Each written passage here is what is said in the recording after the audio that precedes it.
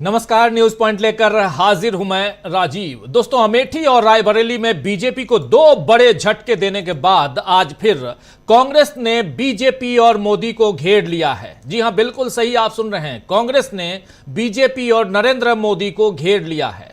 कांग्रेस ने इस बार चुनावी बिसात में अपने मोहरे इस तरह सजाए हैं जिसमें आखिर में बीजेपी को शह और मात मिलनी तय है। आप जानते हैं, अगर आप शतरंज के खिलाड़ी हैं तो आप जानते हैं कि पहले आप शह देते हैं, यानी आप पहले एक वार्निंग देते हैं और उसके बाद मात यानी मेट, चेक एंड मेट। जी हां, बिल्कुल ये तय है बीजेपी को आखिर में ये सब होना।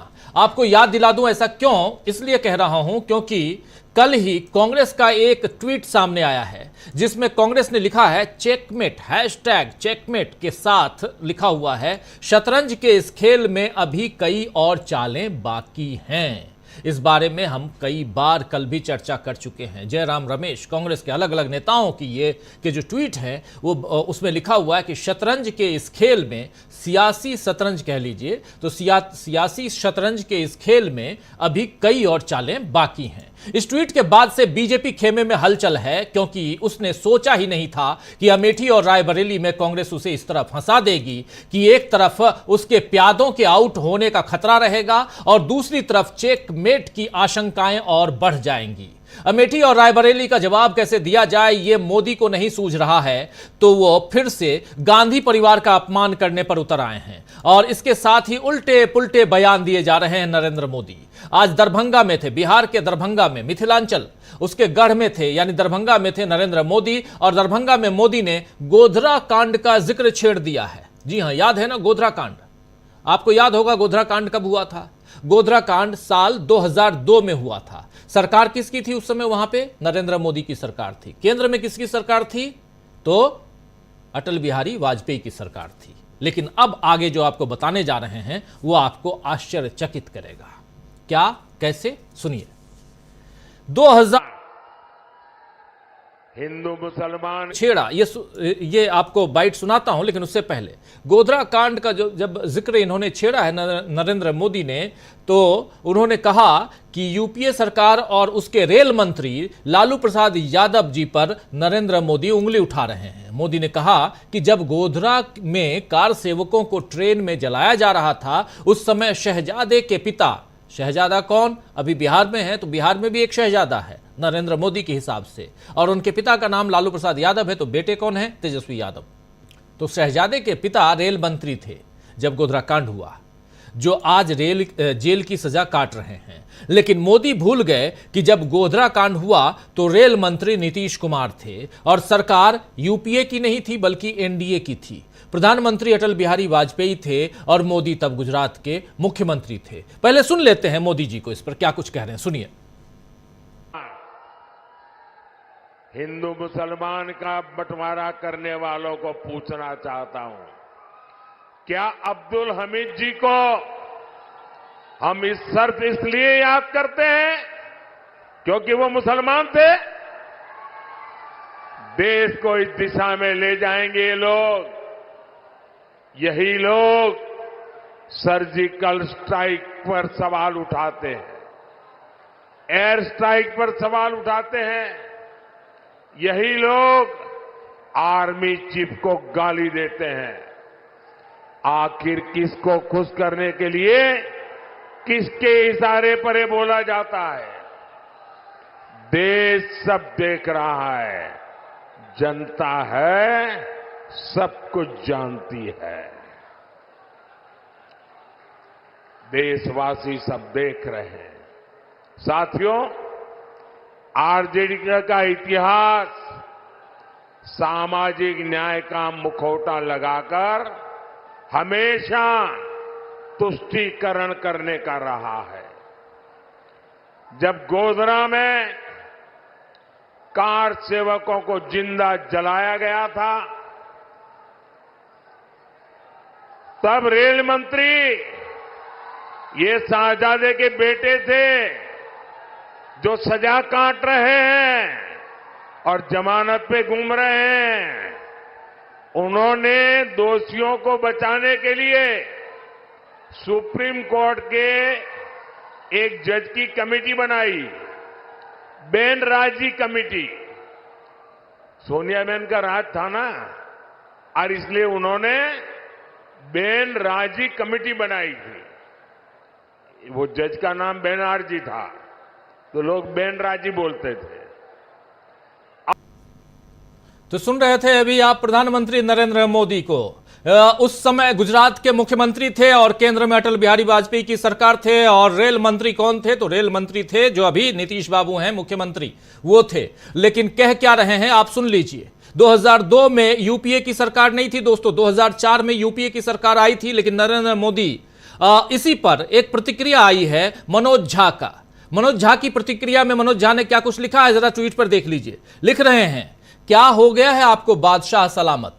मतलब कुछ भी, कुछ लोगों के रोजगार और महंगाई पर भी बोलिए राजा बाबू, जय हिंद। ये कह रहे हैं मनोज कुमार झा। तो ये आप समझ सकते हैं, यानी उस वक्त कानून व्यवस्था की सारी जिम्मेदारी बीजेपी पर ही थी।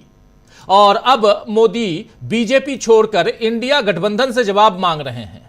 कल ही जिस तरह सोनिया गांधी के चुनाव न लड़ने के फैसले पर मोदी ने अपनी प्रतिक्रिया दी, उसकी भाषा आपने सुनी ही, और आज भी अभी आप सुन रहे थे। और राहुल गांधी पर भी मोदी बार बार वार किए जा रहे हैं, उन्हें शहजादा कहकर संबोधित कर रहे हैं। क्योंकि प्रियंका गांधी ने आज गुजरात में जो कुछ कहा है और जो सच्चाई सामने लाई है, उससे भी नरेंद्र मोदी तिलमिला गए हैं।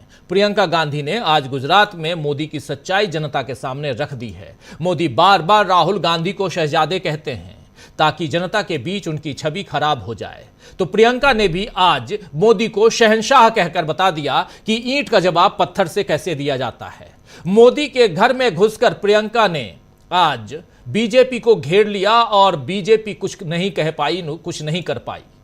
गुजरात के बाद प्रियंका कर्नाटक पहुंची और वहां भी उन्होंने इलेक्टोरल बॉन्ड से लेकर महंगाई और बेरोजगारी जैसे उन तमाम सवालों पर बीजेपी से जवाब मांगे, जिनके कारण आम जनता का जीवन मुश्किल हो गया है, कठिन हो गया है। आइए जरा सुन लेते हैं प्रियंका गांधी क्या कुछ कह रही हैं।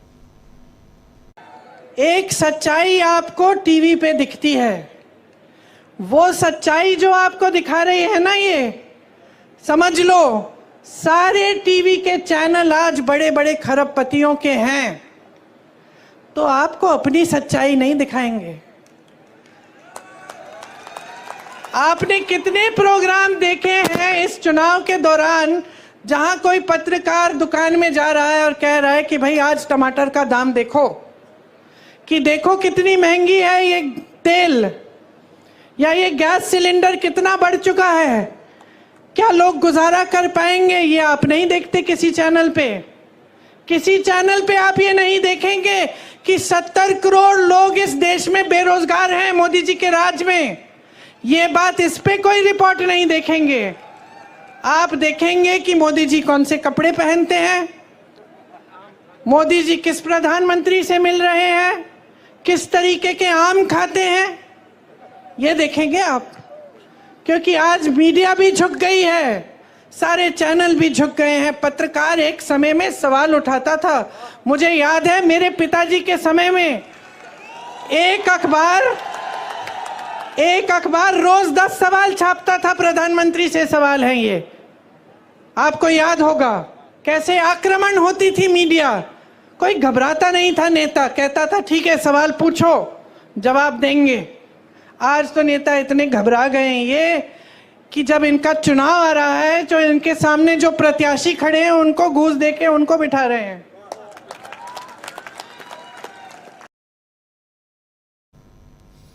तो सुन रहे थे आप, देश में सारे न्यूज चैनल बड़े बड़े खरबपतियों के हैं, ये कह रही हैं यहां पर प्रियंका गांधी। और वो अब आपको सच्चाई नहीं दिखाएंगे, मीडिया वाले ये नहीं दिखाएंगे कि देश में कितनी महंगाई है, कितनी बेरोजगारी है। मीडिया अब सरकार और प्रधानमंत्री से सवाल नहीं पूछता, वो बस ये दिखाते हैं कि प्रधानमंत्री जी आम कैसे खाते हैं, प्रधानमंत्री जी ने कैसे कपड़े पहने हैं। वहीं उधर राहुल गांधी कल रायबरेली में धूम धड़ाका करने के बाद आज दिल्ली में युवाओं के बीच पहुंच गए।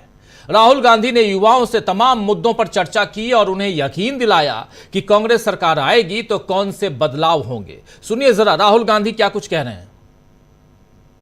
सबसे पहले शुरुआत में ही मैं आपको कहना चाहता हूं कि हमने अपने मैनिफेस्टो में साफ लिख दिया है कि अग्निवीर स्कीम को हम रद्द कर देंगे, खत्म कर देंगे। अब मैं जानता हूं कि आप ताली बजा रहे हो, बट आपका नुकसान तो हो गया है। एक प्रकार से आपको तो चोट लग गई है और आपने एक सपना देखा था, आर्मी में जाने का सपना देखा था, देशभक्ति का सपना था।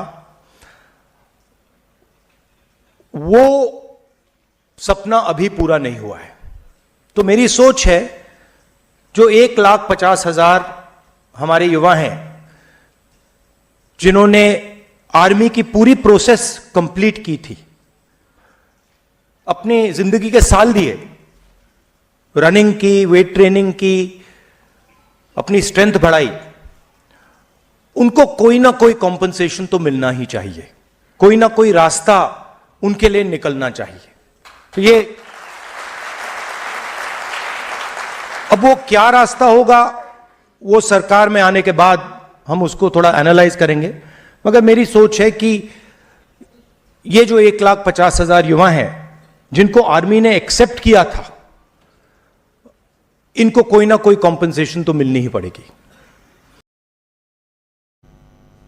तो ये सुन रहे थे आप राहुल गांधी युवाओं को वहां दिल्ली में संबोधित कर रहे थे। ये बेरोजगार युवा, इनकी कुछ की नौकरी छिन गई, कुछ 4 साल के लिए अग्निवीर बने और उसके बाद 4 साल में ही वो वापस आ गए। ये तमाम, और इसी में एक सदस्य जो यहाँ सुनने आया था, एक युवा, वो कुछ सवाल, बाद में सवाल जवाब, वो आकर सवाल कर रहा है, उसके कुछ जवाब हैं। उस वानगी को सुनना बहुत ज़रूरी है कि देखिए कैसे एक युवा, उसका रोजगार छिन जाता है और उसकी शादी तक नहीं हो पाती है और वो अपनी बातों को कैसे यहां रखता है। जरा वो सुनना जरूरी है, सुनिए और इसके बाद इस चर्चा को आगे बढ़ाते हैं। कैसे बीजेपी को कांग्रेस पार्टी ने घेरा है, शतरंज की बिसात सामने है और उस बिसात में कैसे बीजेपी जो है लड़खड़ाती हुई दिखाई दे रही है। सुनिए जरा, देखिए इस वानगी को।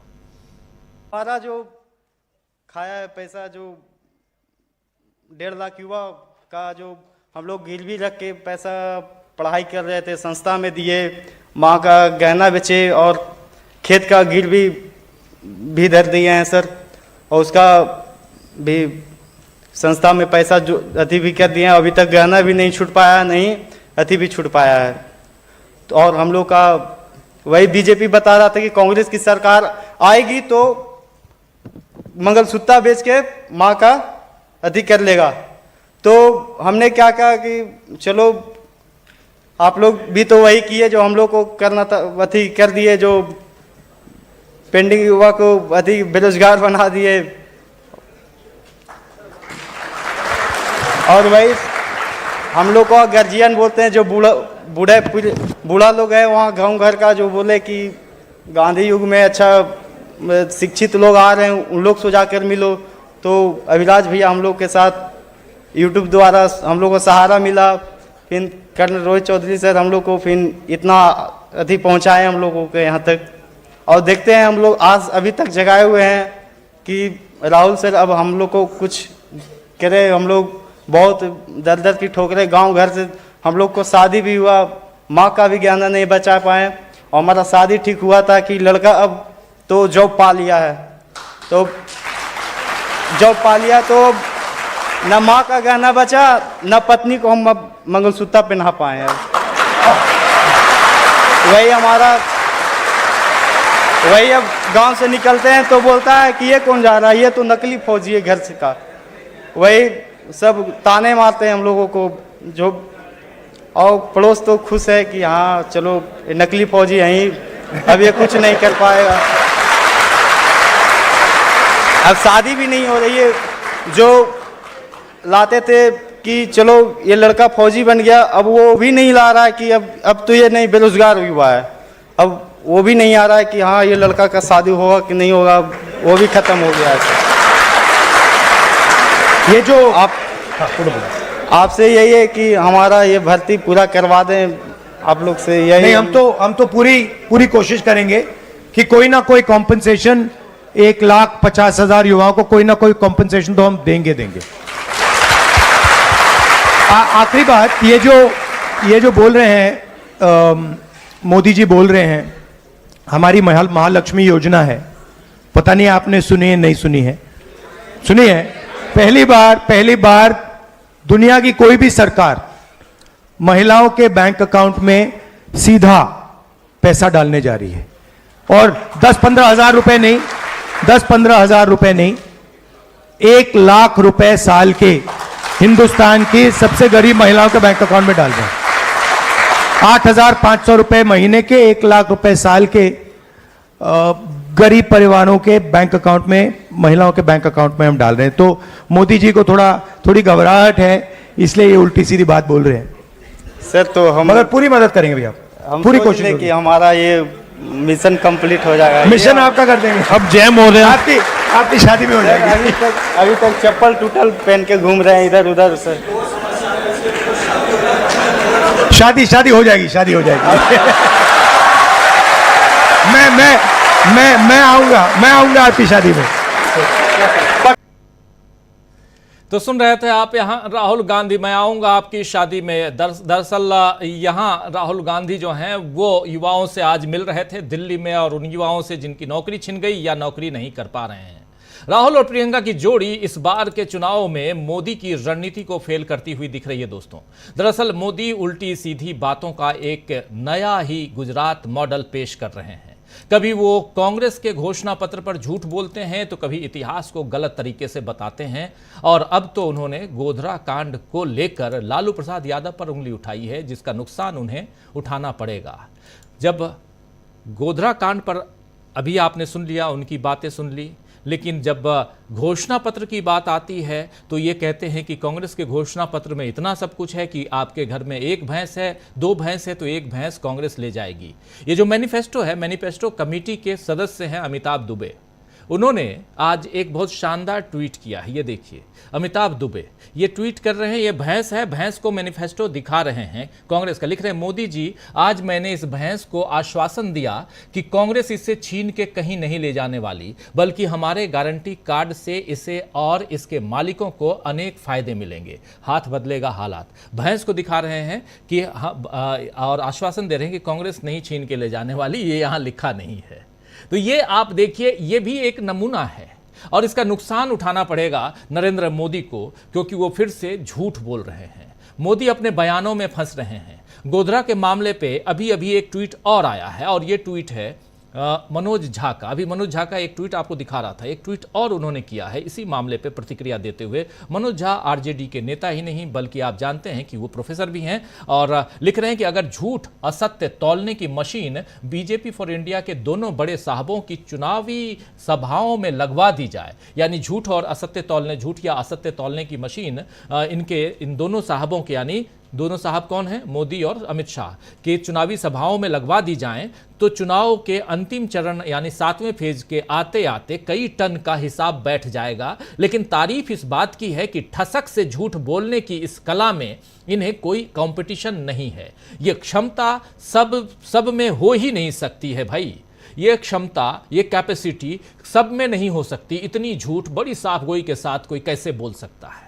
तो ये कह रहे हैं मनोज, लगातार अपनी बातों से कहीं ना कहीं जनता को लुभाने की कोशिश में लगे हुए हैं, लेकिन क्या जनता उनकी बातों पर भरोसा करेगी? क्योंकि प्रधानमंत्री नरेंद्र मोदी कह रहे हैं कि गोधरा कांड के समय यूपीए की सरकार थी, और उस समय जो रेल मंत्री थे वो लालू प्रसाद यादव थे, तेजस्वी यादव के पिता थे। क्या ऐसा था? जरा आप सोचिए। और दूसरी तरफ यहां राहुल गांधी और प्रियंका गांधी, ये तमाम नेता जो हैं वो हमलावर हैं। आना चाहता हूं प्रशांत जी जल्दी से आपके पास। प्रशांत जी, किस रूप में आप देखते हैं? तमाम बातें आप तक हम पहुंचा चुके हैं, और यहां से इस चुनाव को किस दिशा में जाते हुए देखा जाए? राजीव जी, मैं तो इंतजार कर रहा था कि मोदी साहब का जो कैंपेन है वो पटरी पे आएगा, और वो पटरी से उतरता नजर आ रहा है, और वापस वो उसमें आ ही नहीं पा रहा है। आप याद कीजिए कि उनके कैंपेन में कितना जिसको कहें कि नए आइडियाज की कमी है। 2014 का याद कीजिए, वो चाय पे चर्चा कर रहे थे, जगह जगह नुक्कड़ सभाएं कर रहे थे, उनके नए नए नारे निकल रहे थे। और अब 2024 में आप देखिए कि यही इनोवेशन आपको कांग्रेस के कैंप में दिखाई दे रहा है कि रोज हर फेज में कांग्रेस के पास कुछ नया है। कल उन्होंने अमेठी और रायबरेली का झटका दे दिया बीजेपी को। सारी ओबी वैन अमेठी से वापस आ गई, एंकर्स वापस आ गए। अगर राहुल गांधी वहां से लड़ रहे होते तो सारे वहीं पे शो हो रहे होते। और आज सुबह के अखबारों में अगर आपने देखा होगा, स्मृति ईरानी का कोई तस्वीर नहीं है अखबारों में। स्मृति ईरानी खबरों से बाहर हो गई। ये कांग्रेस का था मास्टर स्ट्रोक। और अब आप देखिए कि आज राहुल गांधी युवाओं के बीच में है, और युवाओं के बीच में जब है तो उनका कनेक्ट देखिए कि कितना बेहतरीन है कि वो यही भारत जोड़ो यात्रा की उपलब्धि है कि युवाओं से कनेक्ट करने में वो कामयाब रहे। एक और बात राजीव जी बताता हूं आपको क्या हो रहा है। अभी YouTube का जिक्र आया है इसी राहुल गांधी के संवाद के बीच में। ये YouTube जो है वो क्या कर रहा है, एक वीडियो बनाते हैं। ध्रुव राठी काफी लोकप्रिय हैं, जर्मनी से बैठ के बनाते हैं। उन्होंने अभी हाल में एक वीडियो बनाया राजीव जी, जो व्हाट्सएप से अफवाहें बीजेपी कैंपेन कैसे चलता है जी। बड़े बड़े स्क्रीन लगाकर बंगाल में और असम में उनका वो वीडियो दिखाया जा रहा है जनता के बीच में। ये हो रहा है। तो इनोवेशन जो है कैंपेन में इस बार विपक्ष के खेमे में दिखाई दे रहा है कि रोज वो हेडलाइन बदलने के, रोज वो नया झटका देने के बीजेपी को, ये पूरा प्लान तरीके से हो रहा है और इसमें वो अपनी बात कहने में कामयाब है। दूसरी एक कामयाबी इंडिया गठबंधन की ये है कि वो तमाम बातों के बावजूद मोदी जी के पिच पे नहीं आ रहे। और अब आप देखिए कि मोदी जी कहाँ पहुंच गए, गोधरा पहुंच गए, जहां से उन्होंने 2002 में यात्रा शुरू की थी, अपनी राजनीतिक यात्रा, वो वहीं पहुंच गए। और अब वो गोधरा के नाम पे वोट मांग रहे हैं। लालू प्रसाद यादव से क्यों खफा है? क्योंकि लालू प्रसाद यादव ने जांच आयोग बैठाया था जब वो रेल मंत्री थे, और उसने सच्चाई सामने रख दी थी। तो इस वजह से लालू प्रसाद यादव को जेलों में रखा गया, यातनाएं दी गई, उनकी किडनी खराब हो गई। वो सारा उसी बनर्जी आयोग की वजह से हुआ राजीव। क्योंकि लालू प्रसाद यादव, जब गुजरात सरकार ने कुछ नहीं किया, वाजपेयी सरकार ने कुछ नहीं किया, तो लालू प्रसाद यादव जब रेल मंत्री बने, क्योंकि रेलवे में दुर्घटना हुई थी, तो उन्होंने जांच आयोग बना दिया जी। और उस जांच आयोग ने मौके पर जाकर इन्वेस्टिगेशन किया, ड्रिल किया। मैं उसकी बहुत डिटेल में नहीं जाना चाहता हूँ, केवल ये उल्लेख इसलिए कर रहा हूँ कि मोदी जी लालू प्रसाद यादव से खफा क्यों रहते हैं। क्योंकि लालू प्रसाद यादव ने उस आयोग के जरिए इनको आईना दिखा दिया था कि सच्चाई क्या है। तो इसलिए आप देखिए कि जब हम तीसरे चरण के बिल्कुल करीब हैं, 3 दिन बाद मतदान होगा, और मोदी साहब का जो कैंपेन है बजाय आगे जाने के पीछे जा रहा है। वो 2002 में चले गए, उस 2002 में चले गए, उसी 2002 में इसमें इन्हीं के प्रधानमंत्री ने, अटल बिहारी वाजपेयी ने मोदी जी को कैमरों के सामने राजधर्म सिखाया था कि राजधर्म क्या होता है। उस 2002 में वो चले गए और मुझे लगता है कि यहाँ से वो निकल नहीं पाएंगे। वो अभी तक ये नहीं बता पाए हैं। आधा लगभग चुनाव हो गया है और 2007 तारीख को जो मतदान होगा वो आधे से भी ज्यादा की लोकसभा बन चुकी होगी मशीनों में। अभी तक वो ये नहीं बता पाए कि उनकी सरकार आएगी तो करेंगे क्या। 10 साल में सत्ता में रहे तो उन्होंने किया क्या। वो राहुल गांधी पे, तेजस्वी यादव पे, लालू प्रसाद यादव पे, कांग्रेस पे, सोनिया गांधी को चुनाव कहाँ से लड़ना चाहिए, इसी पर वो टिके हुए हैं। तो मुझे लगता है कि अगर वो कैंपेन उनका जो है वो पटरी पर नहीं आएगा और तीसरे तो बड़ी मुश्किल होगी, और तीसरे चरण के बाद राजीव जी, मैं जो देख रहा हूं कि बिल्कुल मोदी जी को कैंपेन है और खुद मोदी जी के भाषण है वो आपा खो देंगे। राजीव जी जी बिल्कुल, हमारे साथ जुड़ गए हैं श्रवण गर्ग साहब। गर्ग साहब, आपका स्वागत करता हूं इस कार्यक्रम में। और पहले राहुल लाल जी आपके पास आना चाहता हूं। राहुल लाल जी, लगातार आप घूम रहे हैं, देख रहे हैं इस चुनाव को बहुत नज़दीक से। ज़रा आपसे भी समझना चाहता हूं कि प्रधानमंत्री नरेंद्र मोदी के भाषण पे गौर फरमा रहे होंगे आप भी। उसकी एक वानगी हमने आज सुना दी। गोधरा कांड को भी लेके आ गए हैं प्रधानमंत्री जी और कह रहे हैं कि 2002 का वो जिक्र नहीं कर रहे हैं, बल्कि ज़रूर कह रहे हैं कि उस समय यूपीए की सरकार थी और लालू प्रसाद यादव रेल मंत्री थे। पाकिस्तान का जिक्र, बाकी तमाम बातें यहाँ हो ही रही हैं। ज़रा आपसे समझूं, 2-3 दिनों से अमेठी रायबरेली की जब घटना सामने आई है, उसके बाद से ज़्यादा लड़खड़ाते हुए नरेंद्र मोदी दिखाई दे रहे हैं। क्या धरातल पे ज़मीन खिसकती हुई नज़र आ रही है या कुछ और है? इस चुनाव में क्या पहले दूसरे फेज में नरेंद्र मोदी का ग्रिप मजबूत हुआ है या कमज़ोर हुआ है? क्या कुछ हुआ है? आखिर क्यों लड़खड़ा रहे हैं नरेंद्र मोदी? राजीव जी, प्रधानमंत्री जी के तमाम जो बयान है, आप हम लोग अगर देखें उनके चुनाव प्रचार के प्रथम चरण के पहले किस प्रकार से चुनाव प्रचार में वो जो मुद्दे उठा रहे थे, वहां से जैसे ही उन्हें लगा कि प्रथम चरण का चुनाव हुआ, उनकी स्थिति बिगड़ गई। सेकंड चरण के बाद उनकी स्थिति और बिगड़ी। उस स्थिति में अब सोच के देखिए कि उन्हें वो बिहार जा रहे हैं। क्योंकि देखिए, अगर हम लोग बिहार की बात करें, वहां पे प्रथम चरण में 4 लोकसभा सीटों पर चुनाव हो चुके हैं, द्वितीय चरण में 5 लोकसभा सीटों पर चुनाव हो चुके हैं, और जो 5, 4, 9 लोकसभा सीटों में, और अभी 5 पे होने हैं तीसरे चरण में। 9 लोकसभा सीटों में स्थिति है कि 1-2 जगह बीजेपी का खाता खुल जाए बिहार में, वही उनकी बड़ी मुश्किल चीज है। सेकंड चरण में तो उनका खाता भी नहीं खुलने वाला, मतलब मुश्किल है कि वो खाता कैसे खुले। तो इस स्थिति में बिहार की स्थिति चल रही है। तो उत्तर प्रदेश की अगर हम लोग स्थिति देखें, 10 लोकसभा सीटों में अभी चुनाव होने वाले हैं, और प्रभाव क्या पड़ रहा है कि दूसरे चरण में इनका प्रथम दूसरा चरण उत्तर प्रदेश में भी काफी गड़बड़ रहा है राजीव जी, और उसका प्रभाव अगले चरण पर पड़ रहा है। खाली एक छोटा सा सीट का उदाहरण दूंगा।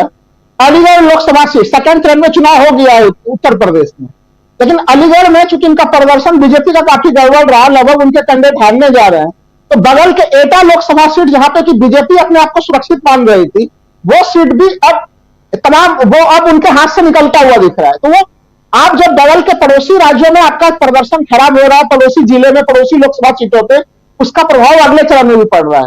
आपको याद होगा राजीव जी, जब 16 मार्च को इस चुनाव कार्यक्रम की इलेक्शन कमीशन ने घोषणा की थी, तो हम लोगों ने बोला था कि 1951-52 के बाद ये सबसे ज्यादा लंबा चुनाव आयोग ने जो है कि इलेक्शन, वो लंबे अवधि का इलेक्शन करा रही है चुनाव आयोग।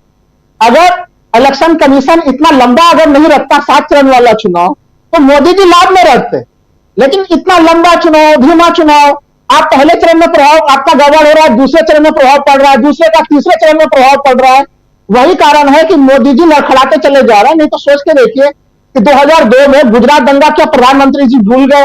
वहां पे गोधरा का पूरा मामला वो भूल गए कि उस समय वो किस पद पे थे, उस समय केंद्र में किनकी सरकार थी, उस समय अटल बिहारी वाजपेयी ने उनको क्या चीजें कही थी। वो कैसे उस समय कह रहे हैं कि रेल मंत्री जो है कि प्रधानमंत्री, उस समय रेल मंत्री जो है कि लालू यादव को कैसे बता दे रहे हैं? तो प्रधानमंत्री एक तरह से वो प्रधानमंत्री के नर्वसनेस को दिखा रहा है।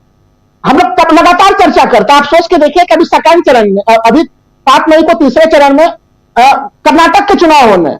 कर्नाटक के 14 लोकसभा सीटों का चुनाव होना है। वहां पे तमाम, आप किसी से भी पूछ लीजिए, जो स्थितियां बनी है, 10 लोकसभा सीटों पर कांग्रेस बिल्कुल आराम से आगे है। 4 लोकसभा सीटों पर थोड़ी बहुत टक्कर की स्थिति है, जो 7 मई को जो चुनाव होने जा रहे हैं। तो सारे मुकाबले ये लूज करते चले जा रहे हैं प्रधानमंत्री जी। ऐसे में उनके बयान कहां से पटरी पे आएंगे? जो प्रशांत जी कह रहे थे कि हम, तो उनको लग रहा था कि प्रधानमंत्री जी के बयान जो है वो पटरी पे आएंगे, रणनीति पटरी पे आएंगे। मैं कह रहा हूं वो पटरी पे नहीं आएंगे, बल्कि प्रधानमंत्री के तमाम बयान पटरी से और ज्यादा दूर होते हुए चले जाएंगे, क्योंकि वो एक नर्वसनेस का शिकार प्रधानमंत्री हो रहे हैं।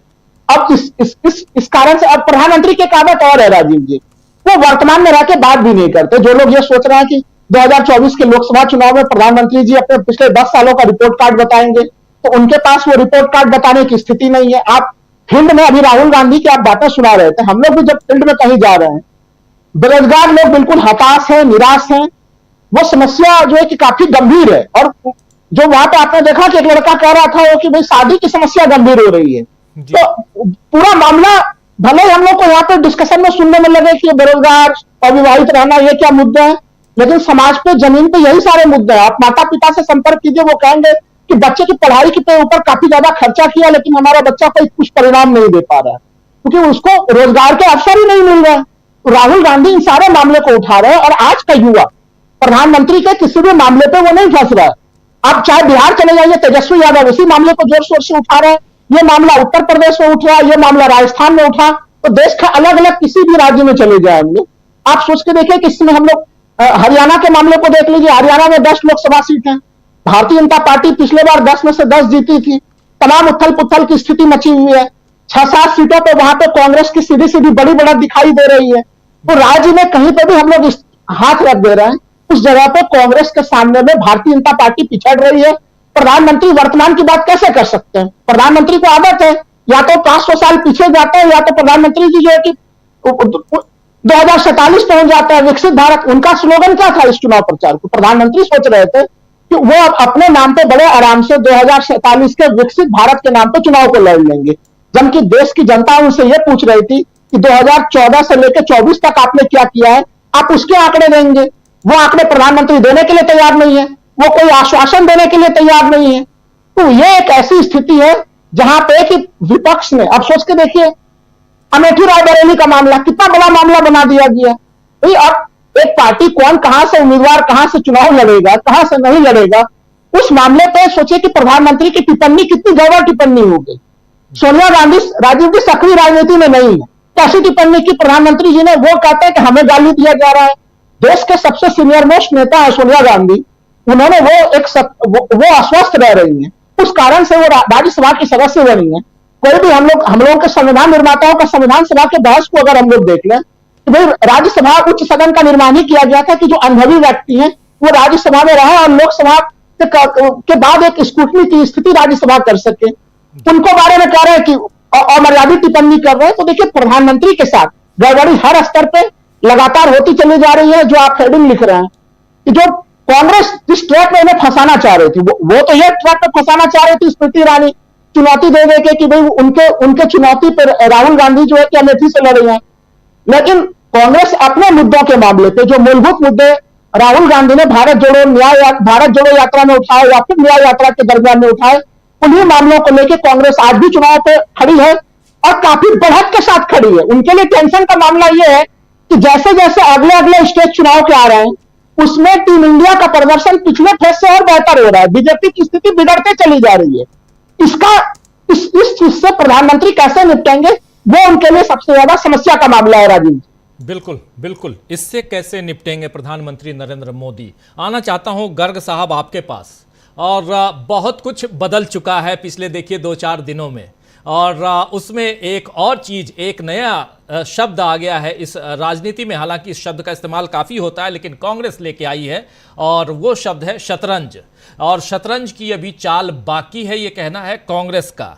और दूसरी तरफ कुछ दिनों पहले, 2-3 दिन पहले ही राहुल गांधी शतरंज खेलते हुए एक वीडियो बनाते हैं, उसकी भी काफ़ी चर्चा होती है। और पहली दफ़ा ये पता चलता है कि राहुल गांधी जब 7 साल की उम्र के थे तब से वो चेस के खिलाड़ी हैं, और अब तो चेस के खिलाड़ी जो हैं वो सियासी बिसात बिछाकर तैयार बैठा हुआ है। और कैसे उसने पटखनी दी है, अमेठी अमेठी कहते कहते लोग जो हैं रायबरेली पहुंच गए और पीछा करते करते। ये सब कुछ आपने देखा। अब जरा आपसे समझना चाहता हूं कि इस चेस की बिसात पे कौन बाजी मारता हुआ दिखाई दे रहा है। ये एक तो छोटा सा सवाल, लेकिन इंपॉर्टेंट सवाल कि जो कांग्रेस पार्टी कह रही है कि अभी बहुत सारी चालें जो हैं वो बाकी हैं। एक पत्रकार होने के नाते आपसे जरा समझना चाहता हूं कि ये कौन सी चाल हो सकती है। प्रियंका गांधी भी कह रही हैं कि मैं चुनाव लड़ूंगी। आज उन्होंने कहीं कहा है कि चुनाव मैं लड़ूंगी, किसने कहा कि नहीं लड़ूंगी? तो ये सारी चीज़ें जरा क्लब करके, और अगर कुछ निकलता हो तो निकालने की कोशिश कीजिए। कुछ ना कुछ नया आपके पास रहता है, इसलिए आपसे समझना चाहता हूं कि क्या कुछ निकलने जा रहा है। देखिए, प्रियंका गांधी अगर चुनाव लड़ेंगी तो बहुत बहुत बड़ा तूफान खड़ा हो जाएगा। वो जहां से भी लड़ेंगी, क्योंकि अभी बहुत सारा इलाका बाकी है जहां से प्रियंका गांधी तूफान मचा सकती हैं। आपको एक कल्पना ये भी कर लेनी चाहिए कि क्या प्रियंका गांधी वाराणसी से चुनाव लड़ सकती हैं क्या। हालांकि कांग्रेस के एक प्रत्याशी ने वहां से चुनाव लड़ने की घोषणा कर दी है। कांग्रेस के बड़े नेता हैं अजय जी, उन्होंने वो लड़ने वाले हैं, वो घोषणा काफी पहले कर दी है। प्रियंका अगर लड़ेंगी तो आप सोचिए कि क्या बनारस में क्या होने वाला है। अभी बहुत सारा खेल बाकी है राजीव जी। ये अभी तो 7 चरण है और तीसरा भी नहीं पूरा हुआ है। और आपने देखा कि कैसे भारतीय जनता पार्टी हाँफ रही है। एक चीज केवल देखने की है कि पार्टी एक बिल्कुल असहाय स्थिति में पड़ी हुई है, जैसे किसी कत्ल खाने में पार्टी पड़ी हुई है और उनको पता नहीं है पार्टी को कि वो क्या करे। एक असहायता की जो स्थिति पूरी पार्टी, इतनी बड़ी 18-20 करोड़ लोगों की जो पार्टी है, उसको पहुंचा दिया है कुछ लोगों ने प्रधानमंत्री के नेतृत्व में। तीसरे चरण में यह तय हो जाएगा राजीव जी कि भारतीय जनता पार्टी को 200 से ऊपर सीटें मिल रही है कि 200 से नीचे सीटें मिल रही है। मैं इसमें ईवीएम को नहीं गिन रहा हूं, मैं केवल प्रधानमंत्री जी की बौखलाहट को गिन रहा हूं। वो जिस तरह से उनकी बॉडी लैंग्वेज दिख रही है, वो आज ये जो आप दिखा रहे हैं, प्रियंका बोल रही हैं, ये गुजरात का उनका दृश्य है। और गुजरात में उस इलाके में बोल रही हैं जहां राजपूतों का इलाका है, और जहां वो बता रही हैं कि उनकी मांग क्या थी मतदाताओं की कि एक आदमी जिसने राजपूतों का अपमान किया उसको हटाएं, और उसको प्रधानमंत्री ने नहीं माना। जी। ब्रजभूषण शरण सिंह को हटाने की मांग थी तो उन्होंने उनके बेटे को खड़ा कर दिया। प्रधानमंत्री जी इस समय जिस चीज पर ले जा रहे हैं, जिस मुकाम पर बीजेपी को ले जा रहे हैं, आप केवल एक चीज देखिए कि ये जो कर्नाटक का सेक्स स्कैंडल सामने आया, आज रेवन्ना को एसआईटी ने हिरासत में लिया है, जो कि बीजेपी के बड़े नेता हैं। इसका जो असर है कर्नाटक की जो बाकी सीटें हैं, 14 सीटें, उस पर क्या पड़ने वाला है तीसरे चरण में, आप कल्पना कीजिए सिर्फ जी। और चौथे चरण में आंध्र की 25 सीटों पर और तेलंगाना की 17 सीटों पर क्या पड़ने वाला है।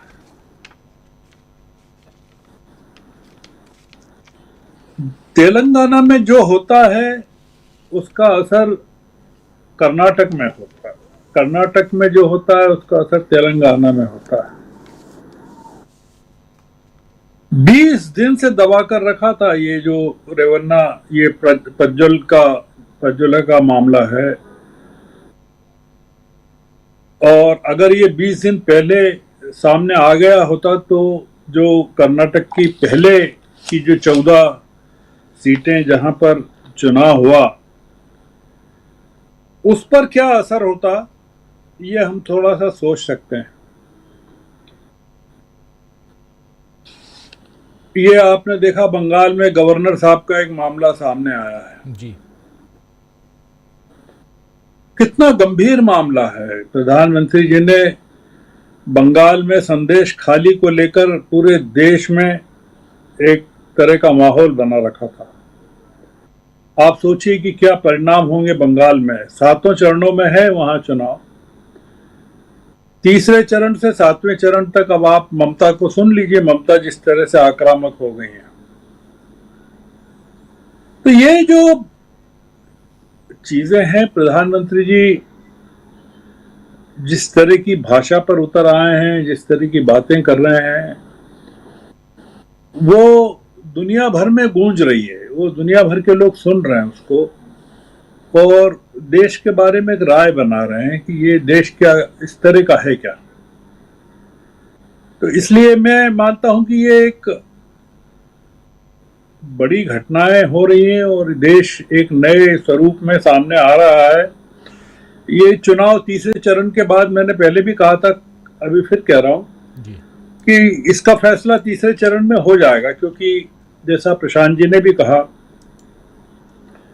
कि 190 सीटें पहले 2 चरणों की और 94 सीटें तीसरे चरणों की। अब आप बताइए कि इसके बाद बीजेपी के पास क्या बचता है, और वो जो बाकी चरण बच रहे हैं उसमें बीजेपी के लिए कोई स्थान ही नहीं है। वो तमाम राज्य लगभग समाप्त हो जाएंगे जहां से बीजेपी जीत सकती है, क्योंकि अगर बंगाल, उत्तर प्रदेश, बिहार और महाराष्ट्र, केवल ये 4 राज्य हैं जहां 7 चरणों में होने हैं, बाकी सारे राज्य लगभग निपट जाएंगे। और जो राज्य बचे हैं वो चौथे चरण के राज्यों में जो भी राज्य हैं वहां बीजेपी को कोई बहुत बड़ा लाभ होने वाला नहीं है। तो इसलिए ये चुनाव अपने मतलब तीसरे चरण के बाद अपना महत्व कम होता जाएगा। आपने अगर देखा हो, गौर किया हो, स्टॉक मार्केट को, आज के स्टॉक मार्केट को जो खबरें आई हैं, गिर गया स्टॉक मार्केट। कल की खबर थी 700 पॉइंट के करीब नीचे गिरा था जी। आज की खबर मैंने देखी नहीं, कितना क्या डेवलपमेंट है आप शायद देख के बता सकते हैं। आज बंद होगा। हाँ, आज बंद था, सैटरडे बंद था। तो सोमवार को जब खुलेगा स्टॉक मार्केट तब आप देखिएगा, उसमें जो कारण बताया जा रहा है कि कच्चे तेल के दाम जो घटे उसके कारण हुआ है, कुछ इस तरह के रीजन बताए जा रहे हैं। ये जो भी है घर साहब, एक पॉइंट और भी है उसमें कि अडानी की 6 कंपनियों को सेबी ने जांच का आदेश दे दिया है। वो तो है ही, सेबी ने जो आदेश दिया है, जांच का आदेश दिया, वो तो अपनी जगह ही है। पर जो इसका जो ओवरऑल इम्पैक्ट है शेयर मार्केट पर, वो कई चीजों का है, और वो जो चुनाव की खबरें हैं उसका है जी। शेयर मार्केट के गिरने से जो बड़ा फर्क पड़ेगा राजीव जी, जो विदेशी पूंजी निवेश है वो पूरी तरह से क्रैश कर जाएगा और सब विड्रॉ हो जाएगा अपने यहाँ से, और लाखों इन्वेस्टर्स जो हैं, शेयर मार्केट का जो सबसे बड़ा असर होगा राजीव जी, वो ये होगा कि तीसरे चरण में गुजरात का जो चुनाव है 7 तारीख को, वो बुरी तरह प्रभावित होने वाला है। इन्होंने अभी तक शेयर मार्केट को रोक के रखा था कि शेयर मार्केट गिर नहीं पाए, पर शेयर मार्केट अब रुक नहीं पाया। अगर ये रुक नहीं पाया है तो इसका मतलब है कि बहुत जबरदस्त इसमें सेलिंग चल रही है या सेलिंग होने वाली है और इन्वेस्टमेंट नहीं आने वाला है। तो ये तमाम इंडिकेशंस ये बताते हैं कि जो हम लोग किस तरफ बढ़ रहे हैं और हमारी अर्थव्यवस्था किधर जा रही है और राजनीति किधर जा रही है, दोनों विपरीत दिशाओं में जा रही है। अब प्रधानमंत्री जी ने पहले जो एक तैयार किया था माहौल, वो ये था कि वो अर्थव्यवस्था को राजनीति का आधार बनाकर सत्ता में रहना चाहते थे जी। जो कह रहे थे ना कि दुनिया की सबसे बड़ी आर्थिक शक्ति और ये और तमाम।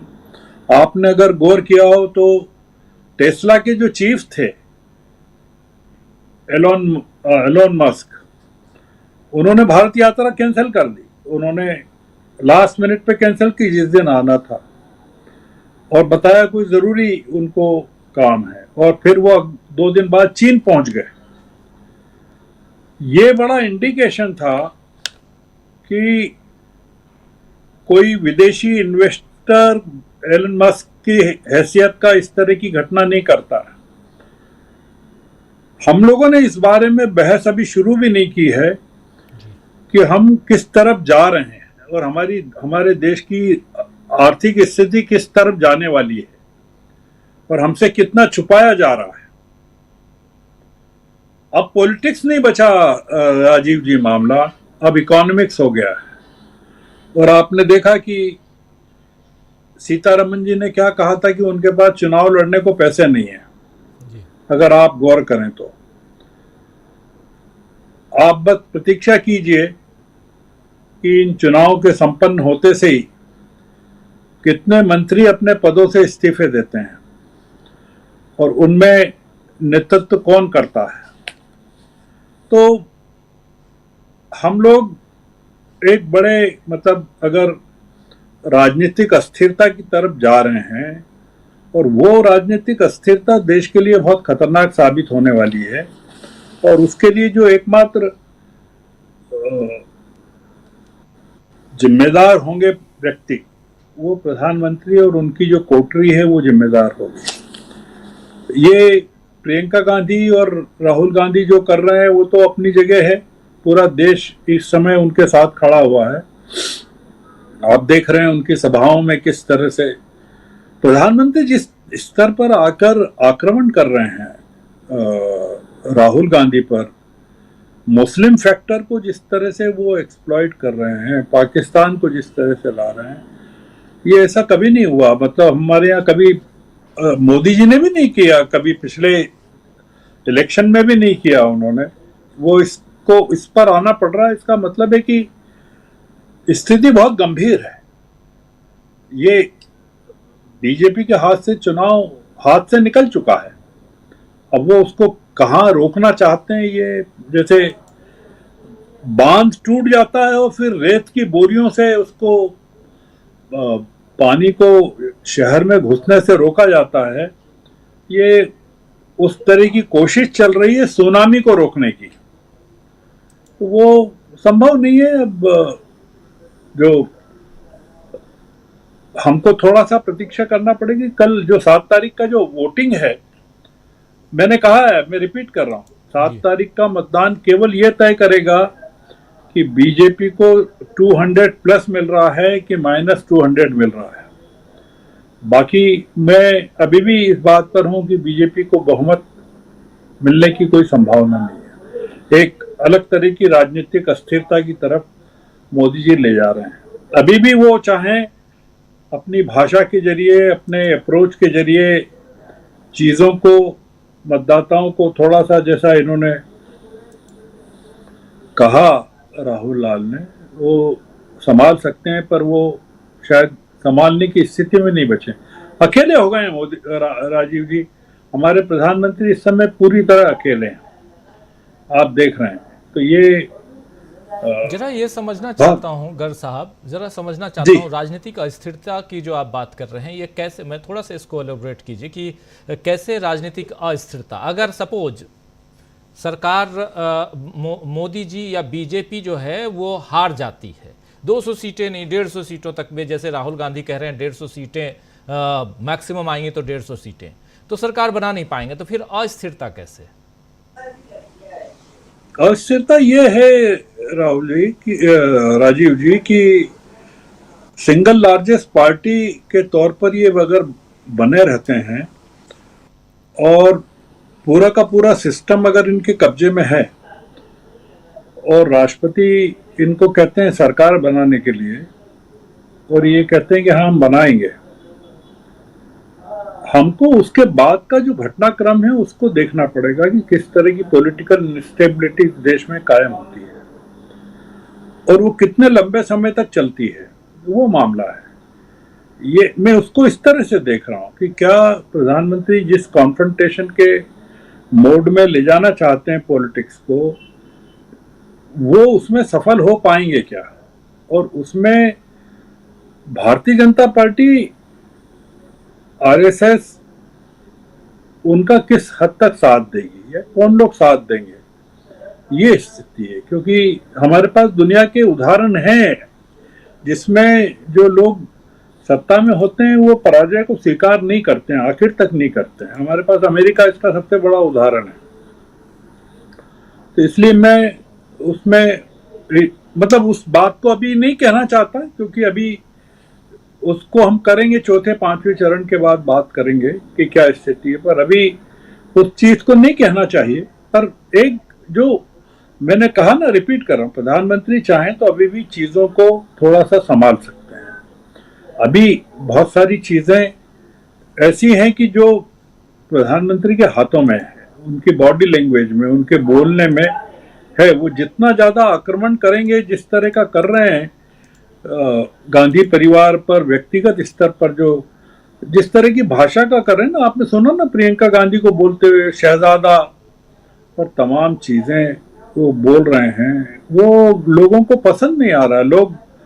लोगों का कनेक्ट इस तरह का इमोशनल हो गया है राजीव गांधी के साथ कि अब वो सुनने को तैयार नहीं है कि आप कुछ उन पर आक्रमण करेंगे और वो सुन लेंगे, क्योंकि वो आपने पार्लियामेंट से उनको निकाला, उनको घर से निकाला, उनको जेल तक भेजने की आपने पूरी कोशिश की, अदालतों में साथ नहीं दिया गया उनका, सुप्रीम कोर्ट से वो निकल कर आए। और सबसे बड़ा जो ये कोविशील्ड का जो मामला सामने आया है, अगर आपने देखा हो जी, जिसको प्रधानमंत्री जी ने एक अपनी शील्ड के तौर पर इस्तेमाल किया देश और दुनिया में, और उन्होंने कहा कि दुनिया के कितने मुल्कों को उन्होंने कितने करोड़ टीके भेजे। आप सोचिए कि उन देशों की प्रतिक्रिया हमको पता नहीं है अभी क्या हुई। वो तमाम छोटे छोटे और गरीब मुल्क हैं जहां उन्होंने टीके भेजे हैं। तो हमारे यहाँ लोगों में बड़ा एजिटेशन है इसको लेकर, कोविशील्ड को लेकर तमाम चीजें हैं कि वो अगर मैनिफेस्ट होता है तमाम चीजें, तो सारे फैक्टर्स इस समय सरकार के। आपने देखा ना कि राहुल गांधी ने जांच की मांग की थी उस समय, कि वैक्सीनेशन का विरोध नहीं किया था जी, तमाम चीजें। तो राहुल गांधी ने जो कहा वो सब सही साबित हो रहा है, और लोगों को लग रहा है कि यार ये इस आदमी ने उस समय जो कहा था सब सही साबित हो रहा है। तो इसलिए ये पूरा मामला जो है, ये अब आपने देखा कि ईवीएम से भी अलग हो गया है। मतलब आप देख रहे हैं एंटी इनकम्बेंसी इतनी जबरदस्त हो गई है कि ईवीएम की बात भी गौण हो गई है।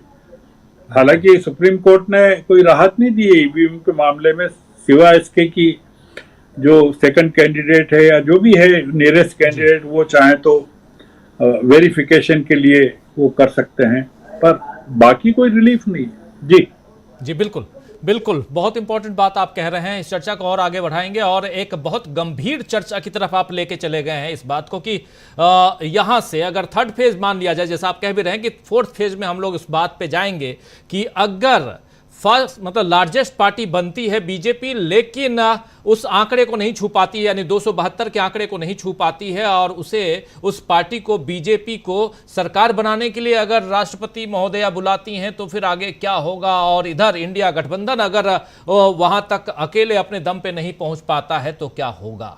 ये एक बहुत बड़ा सवाल है, और क्या इतनी आसानी से सत्ता एक हाथ से दूसरे हाथ में, यानी सत्ता हस्तांतरण होने देंगे नरेंद्र मोदी, यह भी एक बहुत बड़ा सवाल है। इन सवालों पे जाएंगे आने वाले समय में शायद और ज्यादा, और 4 जून के बाद हम लोगों को हो सकता है कि और भी ज्यादा देखना पड़े और इस पर खूब चर्चा करनी पड़े, यह भी हो सकता है। लेकिन चूंकि अभी चुनाव का वक्त है, 2 ही फेज का मतदान हुआ है, तो जो साथी निकल नहीं पा रहे हैं निकलिए, और गर्मी बरसात इसका आप फिक्र मत कीजिए, जाके वोट डालिए ताकि आपकी अपनी सरकार बन पाए। यह अपील लगातार मैं करता हूं इस मंच से। और आज तारीख 4 है, आज के तीसरे दिन यानी 7 तारीख को, मंगलवार को, ट्यूसडे को मतदान है 93 सीटों पर।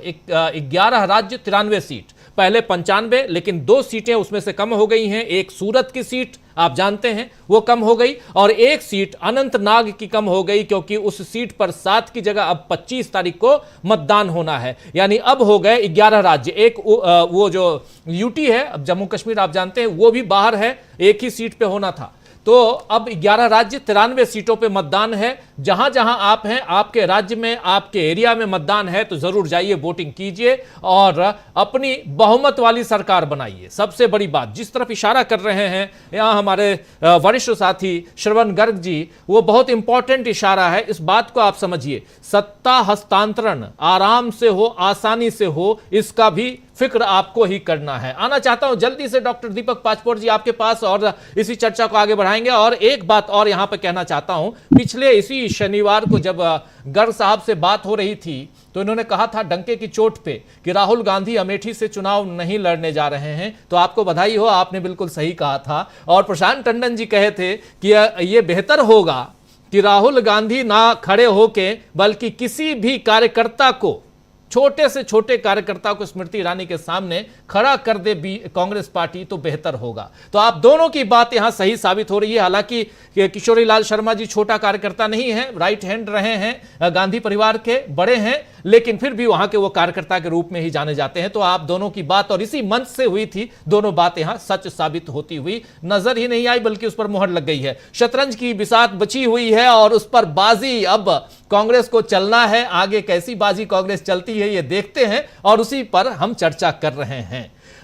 और इस बीच एक बात और बता दूं, नीचे आप लोग देख रहे होंगे ममता कालिया, नाम आप लोगों ने सुना होगा, वरिष्ठ साहित्यकार हैं। उनके साथ हमारे साथी अतुल सिन्हा ने अब एक सीरीज चल रहा है जिसमें कभी अतुल सिन्हा तो कभी हमारे साथी प्रशांत टंडन जी 24 का गणित और डीवी लाइव डायलॉग में अपनी अपनी बातें अलग अलग ऐसे वरिष्ठ जनों से, जानी मानी हस्तियों से चर्चा करते हैं, चुनाव पर चर्चा करते हैं और उनके नजरिए से जानने की कोशिश करते हैं कि यह चुनाव किस दिशा में जा रहा है। हम तमाम लोगों की बातें तो आप सुनते हैं दोस्तों, लेकिन उनके अलावा जिनको हम यहां नहीं बैठा पाते हैं, जानी मानी हस्ती हैं लेकिन वो कहीं और भी नहीं बैठ रहे हैं, ऐसी हस्तियां, उनको हम इस सीरीज में लेकर आ रहे हैं आप तक। और इस चुनाव भर रोज रात 9 बजे आप देखेंगे किसी न किसी ऐसी ही जानी मानी हस्ती, और वैसी ही जानी मानी हस्ती ममता कालिया से आज आप सुनिए ममता कालिया का नजरिया इस चुनाव पर क्या है।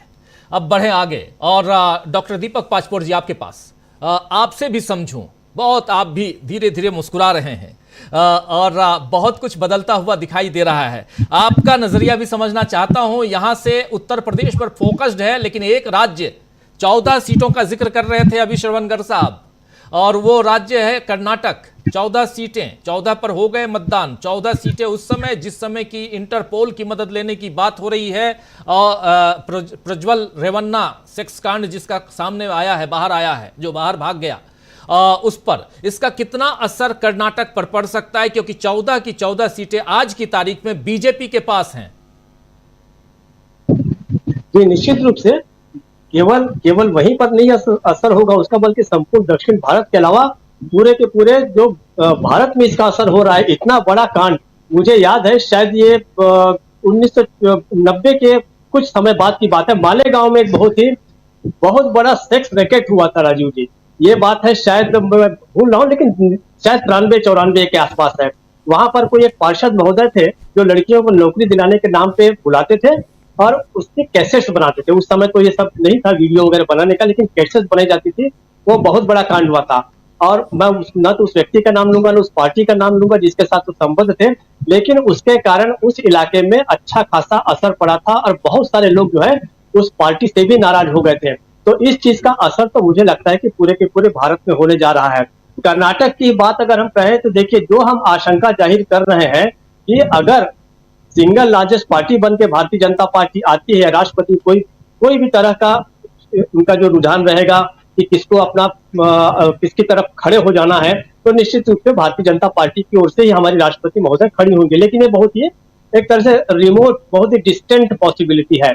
कर्नाटक से भारत के वोटरों ने एक बात सीखी है कि जब भी जिताओ तो बड़े मार्जिन के साथ जिताओ। आप याद कीजिए राजीव जी कि कर्नाटक के बाद जो है भारतीय जनता पार्टी का जो कथित ऑपरेशन लोटस हुआ करता था, उसके चांसेस अब बहुत कम हो गए हैं।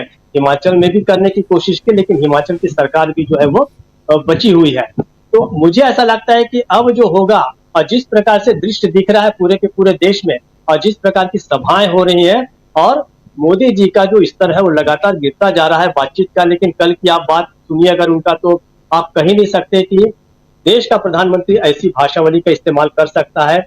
इस देश की सबसे एक सम्मानित महिला सोनिया गांधी के बारे में कह रहे हैं कि वो भाग गई हैं, ये हो गई हैं। मतलब जिस प्रकार की भाषा का इस्तेमाल कर रहे हैं उससे फ्रस्ट्रेशन पता चल रहा है, जिसके बारे में हम बातचीत बार बार कर रहे हैं। भारतीय जनता पार्टी की बदहवासी का जो एनालिसिस है, विश्लेषण हम शीर्ष से तो कर रहे हैं, मैं एकदम नीचे के स्तर पे ले जाता हूं। जो केवड़िया है गुजरात में, वहां पर जो स्टेच्यू ऑफ यूनिटी बनी है सरदार वल्लभ भाई पटेल की, राजू जी एक वीडियो आया है, वहां पर जो कर्मचारी काम करते हैं और वहां पे जो दुकानें जिन लोगों को अलॉट की गई है, वो महिलाएं बता रही है कि हमें धमकी दी गई है कि अगर आपने भारतीय जनता पार्टी को वोट नहीं दिया तो आपकी दुकानें भी हटा दी जाएंगी, और जो लोग जो स्टेच्यू ऑफ यूनिटी में जो काम करते हैं, उस मूर्ति के आसपास जो गार्डन बना है, उन सबको भी हटा दिया जाएगा। मतलब आप ये देखिए कि हार की चिंता, और वो भी कहां, गुजरात जैसी जगह में, और वो भी ठीक उस जगह पे जहां पे सरदार वल्लभ भाई पटेल की इतनी बड़ी मूर्ति बनाई है हमारे मोदी जी ने। हालांकि वो नेहरू जी को चिढ़ाने के लिए या कांग्रेसियों को चिढ़ाने के लिए बनाई गई थी। वहां तक मैसेज गया है कि सबकी हालत खराब है और हर किसी को ग्राउंड पर उतरने के लिए और उतरकर इस लेवल पर काम करने की जरूरत है, ये इससे पता चलता है। तो आप समझ सकते हैं कि बदहवासी का जो आलम है वो केवल शीर्ष पर नहीं है, वो बिल्कुल नीचे से जिसे हम कहते हैं पन्ना लेवल का और बूथ लेवल का जो आदमी है, उसे भी शायद समझा दिया गया है कि भाई हालत हम लोग की बहुत पतली है। वरना गुजरात में कम से कम ऐसा कहने की नौबत नहीं आती कि जो गार्डनर है, वहां पर फेरी वाले हैं, वहां पे छोटी छोटी जो चीजें घूम घूम के जो बेच रहे हैं, उनको तक कहा गया है कि अगर आपने भारतीय जनता पार्टी को वोट नहीं दिया तो आप सबको यहाँ से भगा दिया जाएगा। तो इससे हम समझ सकते हैं कि आज स्थिति क्या है राजीव। जी जी, बिल्कुल बिल्कुल आप सही कह रहे हैं। परिस्थितियां कितनी बदली हुई नजर आ रही हैं। जरा रामलेंदु जी आपसे भी समझूं, कितना बदला हुआ दिखाई देता है आपको उत्तर प्रदेश अब, जबकि राहुल गांधी उत्तर प्रदेश पहुंच चुके हैं और ये कहा जा रहा था और कि अखिलेश यादव पर्सनली चाहते थे कि उत्तर प्रदेश से गांधी परिवार का कोई नेता चुनाव लड़े। ये चर्चा खूब रही और अब राहुल गांधी खुद चुनाव लड़ रहे हैं। कितना बदलता हुआ दिखाई देता है सियासी समीकरण? राजीव जी, समीकरण तो उसी दिन बदल गया था जिस दिन आगरा में अखिलेश यादव और राहुल गांधी की एक तरीके से जो ज्वाइंट रैली हुई भारत जोड़ो न्याय यात्रा के दौरान, उसी दिन उत्तर प्रदेश का परिदृश्य बहुत बदल गया था। लेकिन उसके बाद जब घोषणा हुई कि दोनों के बीच सीटों का तालमेल हो गया है, सीटें भी तय हुई, क्या हुआ है, गाजियाबाद में दोनों की ज्वाइंट प्रेस कॉन्फ्रेंस हो गई, उसके बाद अमरोहा में ज्वाइंट रैली हो गई, उसके बाद ही परिदृश्य काफ़ी बदल गया था। और फिर हमने देखा कि जिस तरीके से पहले और दूसरे चरण का मतदान हुआ, उसमें भारतीय जनता पार्टी के हाथ जो है एकदम से खाली नजर आ रहे हैं राजीव जी। एक केंद्रीय मंत्री हैं मौजूदा समय में, वो आशा जता रहे हैं कि शायद चुनाव जीत जाएंगे। आप समझ सकते हैं कि एक केंद्रीय मंत्री जो बड़े मजबूत समझे जाते हैं, वो आशा जता रहे हैं कि शायद चुनाव जीत जाएंगे। ये स्थिति है पहले और दूसरे चरण के बाद। लेकिन राहुल गांधी की जिस तरीके से एंट्री होती है रायबरेली में, और रायबरेली की एंट्री से पहले जिस तरीके से सारा एक तरीके से कहा जाए कयास जो है वो अमेठी को लेकर के लगाए जाते हैं और अमेठी पे सारा ध्यान केंद्रित होता है, लेकिन शतरंज की आखिरी चाल जो जिस तरीके से चली जाती है और रायबरेली राहुल गांधी पहुंचते हैं, उससे पूरा परिदृश्य एक तरीके से बदल गया। एक तो संदेश यह गया राजीव जी की रायबरेली जैसा कि है कि हमेशा से राष्ट्रीय राजनीति का केंद्र बिंदु रहा है। सरकार अगर कांग्रेस की रहती है तो भी, और कांग्रेस की नहीं रहती है तब भी राष्ट्रीय राजनीति का केंद्र रायबरेली रहती है। राहुल गांधी का रायबरेली से लड़ने का मतलब यह है कि राहुल गांधी केंद्रीय राजनीति में है, देश की राष्ट्रीय राजनीति जो है उसके केंद्र बिंदु राहुल गांधी इस समय है। ये तय हो गया रायबरेली से राहुल गांधी के चुनाव लड़ने के साथ ही। ये भी तय हो गया कि राहुल गांधी अब जो है वो प्रधानमंत्री पद की एक तरीके से कैंडिडेट समझे जा सकते हैं, चूंकि रायबरेली से वो लड़ रहे हैं। रायबरेली से लड़ने का असर राजीव जी ये होगा कि पूरा पूर्वांचल अभी बाकी है जहाँ चुनाव होना है, पूरे पूर्वांचल को अच्छे तरीके से अखिलेश यादव और राहुल गांधी की टीम जो है वो मत करेगी अच्छे तरीके से। और जो 5 किलो अनाज की बातें करके जो अभी तक फायदा लेते थे, वो 5 किलो अनाज की बातें अब नहीं कर पा रहे राजीव, ये समझा जा सकता है। प्रधानमंत्री की भाषा जिस तरीके से गिर रही है, तो प्रधानमंत्री की भाषा का गिरता स्तर भी ये बता रहा है कि प्रधानमंत्री भी अच्छे तरीके से समझ चुके हैं कि 143 से 144 सीट भारतीय जनता पार्टी की नहीं आ रही है राजीव जी। और ये आप देखिएगा, मैं कह सकता हूं कि जब 4 जून को परिणाम आएंगे तो भारतीय जनता पार्टी सबसे बड़ी पार्टी नहीं होगी कि राष्ट्रपति द्रौपदी मुर्मू को जो है किसी राम मंदिर की घंटी बजाने का कोई मौका मिले, ऐसा समझा जा सकता है। क्योंकि जब हवा बनती है तो हवा इस तरीके से बना करती है और एकदम से हवा भी पलटा करती है। तो पश्चिमी विक्षोभ जो पैदा हुआ है राजीव जी, जो पश्चिम से हवा चली है, खासतौर से उत्तर प्रदेश से पश्चिम से हवा चली है, वो पूरब तक जाते जाते बहुत कुछ कर देगी। मानसून थोड़ी ही दूर बचेगा, तब तक केरल तक तो मानसून आ ही जाएगा 4 जून तक राजीव जी। तो ये जिस तरीके से मौसम बदल रहा है और जिस तरीके से चीजें सब सामने आ रही हैं, मैं समझता हूं कि 4 जून को ऐसी स्थिति नहीं आएगी कि भारतीय जनता पार्टी सबसे बड़ी पार्टी के रूप में भी उभर करके सामने आए। बाकी भैंसों की चल रही है चर्चा, भैंसें किसकी कहाँ चली गई हैं। प्रधानमंत्री ज्ञान व्यक्ति हैं और राजधर्म का अच्छे से पालन करते हैं। उनको याद है वो नीतीश कुमार के साथ खड़े हुए थे, जब कहते हैं कि लालू प्रसाद यादव नहीं गए तो उन्हें बताना चाहिए कि नीतीश कुमार जो थे रेल मंत्री होते हुए गोधरा कब चले गए थे, जिनके साथ वो खड़े हुए। नीतीश कुमार भी रेल मंत्री होते हुए नहीं गए, और इस रेल मंत्री रहते हुए नीतीश कुमार ने तो एक बार इस्तीफा भी दिया था राजीव जी दुर्घटना के बाद। तो लेकिन गोधरा के बाद नीतीश कुमार ने इस्तीफा क्यों नहीं दिया? अगर ये सब कुछ था तो मुझे लगता है कि नहीं, वो मान कहाँ रहे हैं अमलेंदु जी? नहीं, वो नहीं माने। मोदी जी तो कह रहे हैं कि लालू प्रसाद यादव थे।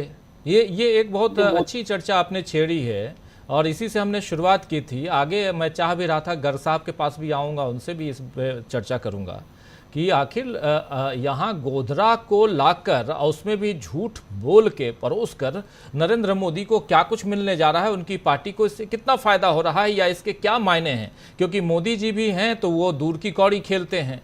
अब कितना इस देश के लोगों को, क्या आज की पीढ़ी को गोधरा नहीं पता है, इसलिए जो यंग वोटर है इसलिए उसके यहाँ गोधरा कह करके, और उनको ये लगता है कि जो पहली बार लाखों की संख्या में जो फर्स्ट टाइम वोटर है उसको अट्रैक्ट कर लेंगे, या क्या कुछ है ये समझेंगे। ज़रा पहले राहुल लाल जी के पास आते हैं, उनके बाद जल्दी से गर साहब और प्रशांत टंडन जी के पास भी आऊँगा। लेकिन डॉक्टर दीपक पाचपोर जी कुछ जोड़ना चाह रहे हैं। जी दीपक जी। जी, शायद उनके बयान को थोड़ा सा और देखने की जरूरत है।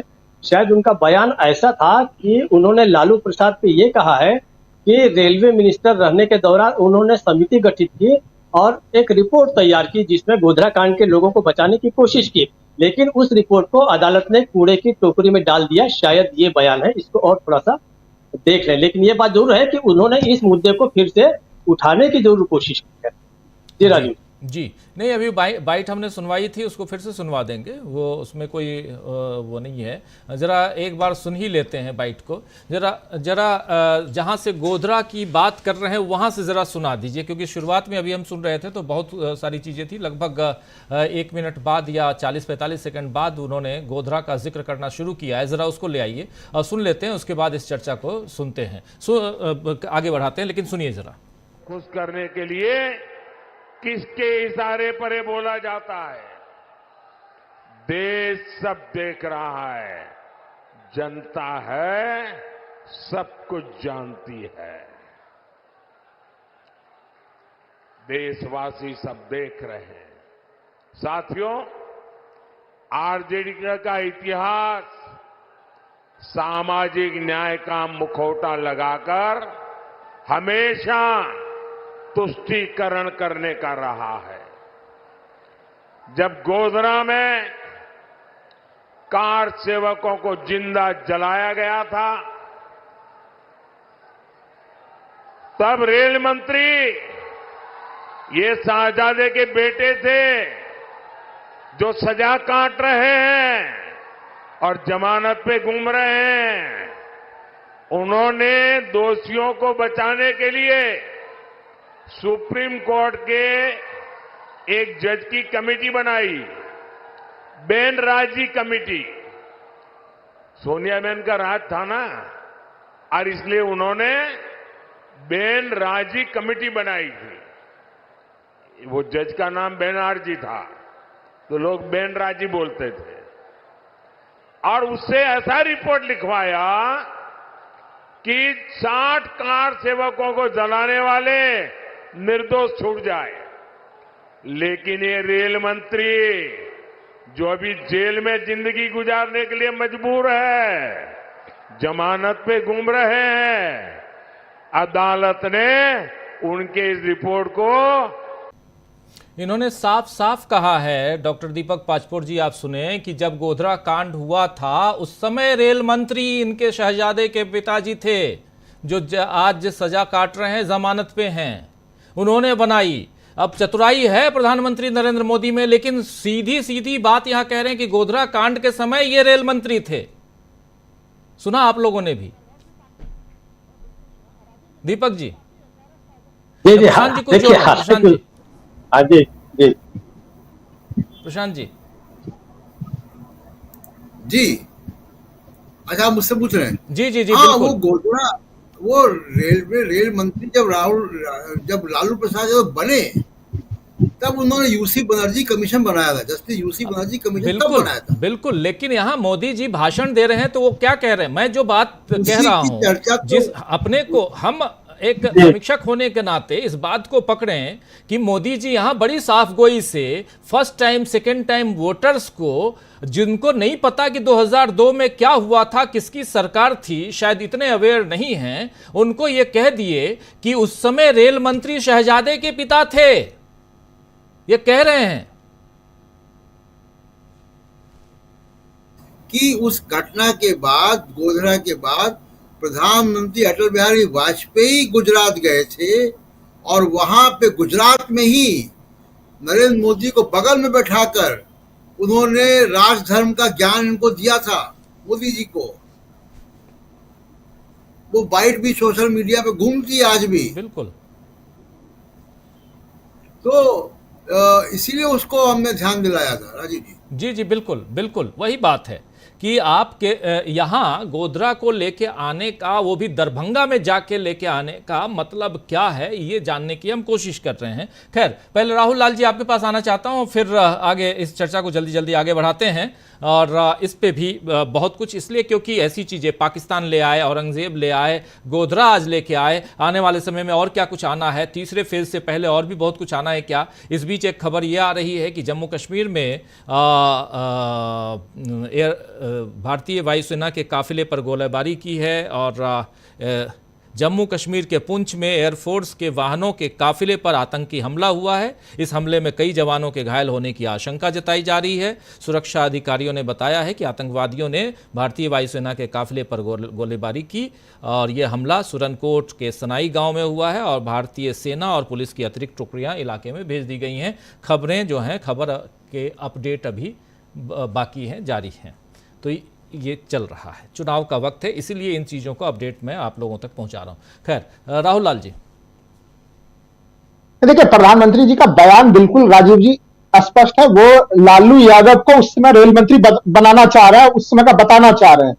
और दरभंगा में ये लाइन उठा के वो कार सेवकों के ऊपर जो तमाम चीजें हुई गोधरा में, गोधरा कांड की जिम्मेदारी आरजेडी के ऊपर देना चाह रहे हैं। तो सोचिए कि प्रधानमंत्री, एक होता है कि गैर इरादतन, प्रधानमंत्री इरादतन झूठ बोलने के आदी है, ये तो बिल्कुल क्लियर है। और जब कोई झूठ बोलता है तो राजीव जी वो फंसता भी है। देखिए, आप उस क्लिप को जब मैं सुन रहा था तो वो शहजादे के पिता बोलना था, लेकिन बोल रहा है शहजादे के बेटे, पिता के बदला में वो बेटे भी बोल रहे हैं। तो झूठ बोलते हुए आदमी झूठ क्लियरली नहीं बोल पाता है राजीव जी। तो झूठ बोलते समय मन में चोर भी होता है और प्रधानमंत्री का वो चोर भी नजर आ रहा है। तो अब देखिए क्या क्या स्थितियां फंस रही है। अब देखिए, ऑटोमेटिक प्रधानमंत्री ने इस डोमेन में गोधरा कांड को सामने में खड़ा कर दिया है। क्या क्या सवाल खड़े हो रहे हैं। गोधरा में रेलवे में जो वहां पे जो घटना घटी, वहां पे सुरक्षा की जिम्मेदारी किसकी थी?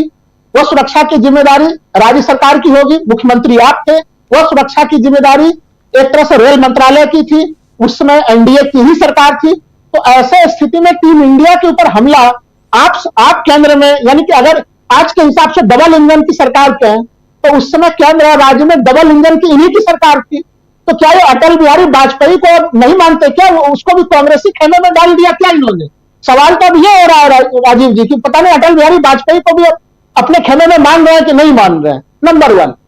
नंबर 2, देखिए मैं संक्षेप में एक चीज कह दूं कि कर्नाटक के जो चुनाव 14 लोकसभा सीटों पर जहां चुनाव हो रहे हैं, राजीव जी आप हमें ध्यान में है कि कर्नाटक के चुनाव में आप भी वहां पर गए हुए थे। हैदराबाद कर्नाटक, एक तो मुंबई कर्नाटक, उन क्षेत्रों में हो रहा है जहां पे कि कांग्रेस ने विधानसभा चुनाव में बड़ी शानदार एक तरह से अपनी ताकत प्राप्त की वहां पे। और अभी भी, क्योंकि देखिए एक तो रेवन्ना प्रकरण के बाद न केवल कर्नाटक में, चूंकि देखिए 3 प्रकरण मैं मानता हूं महिलाओं से संबंधित।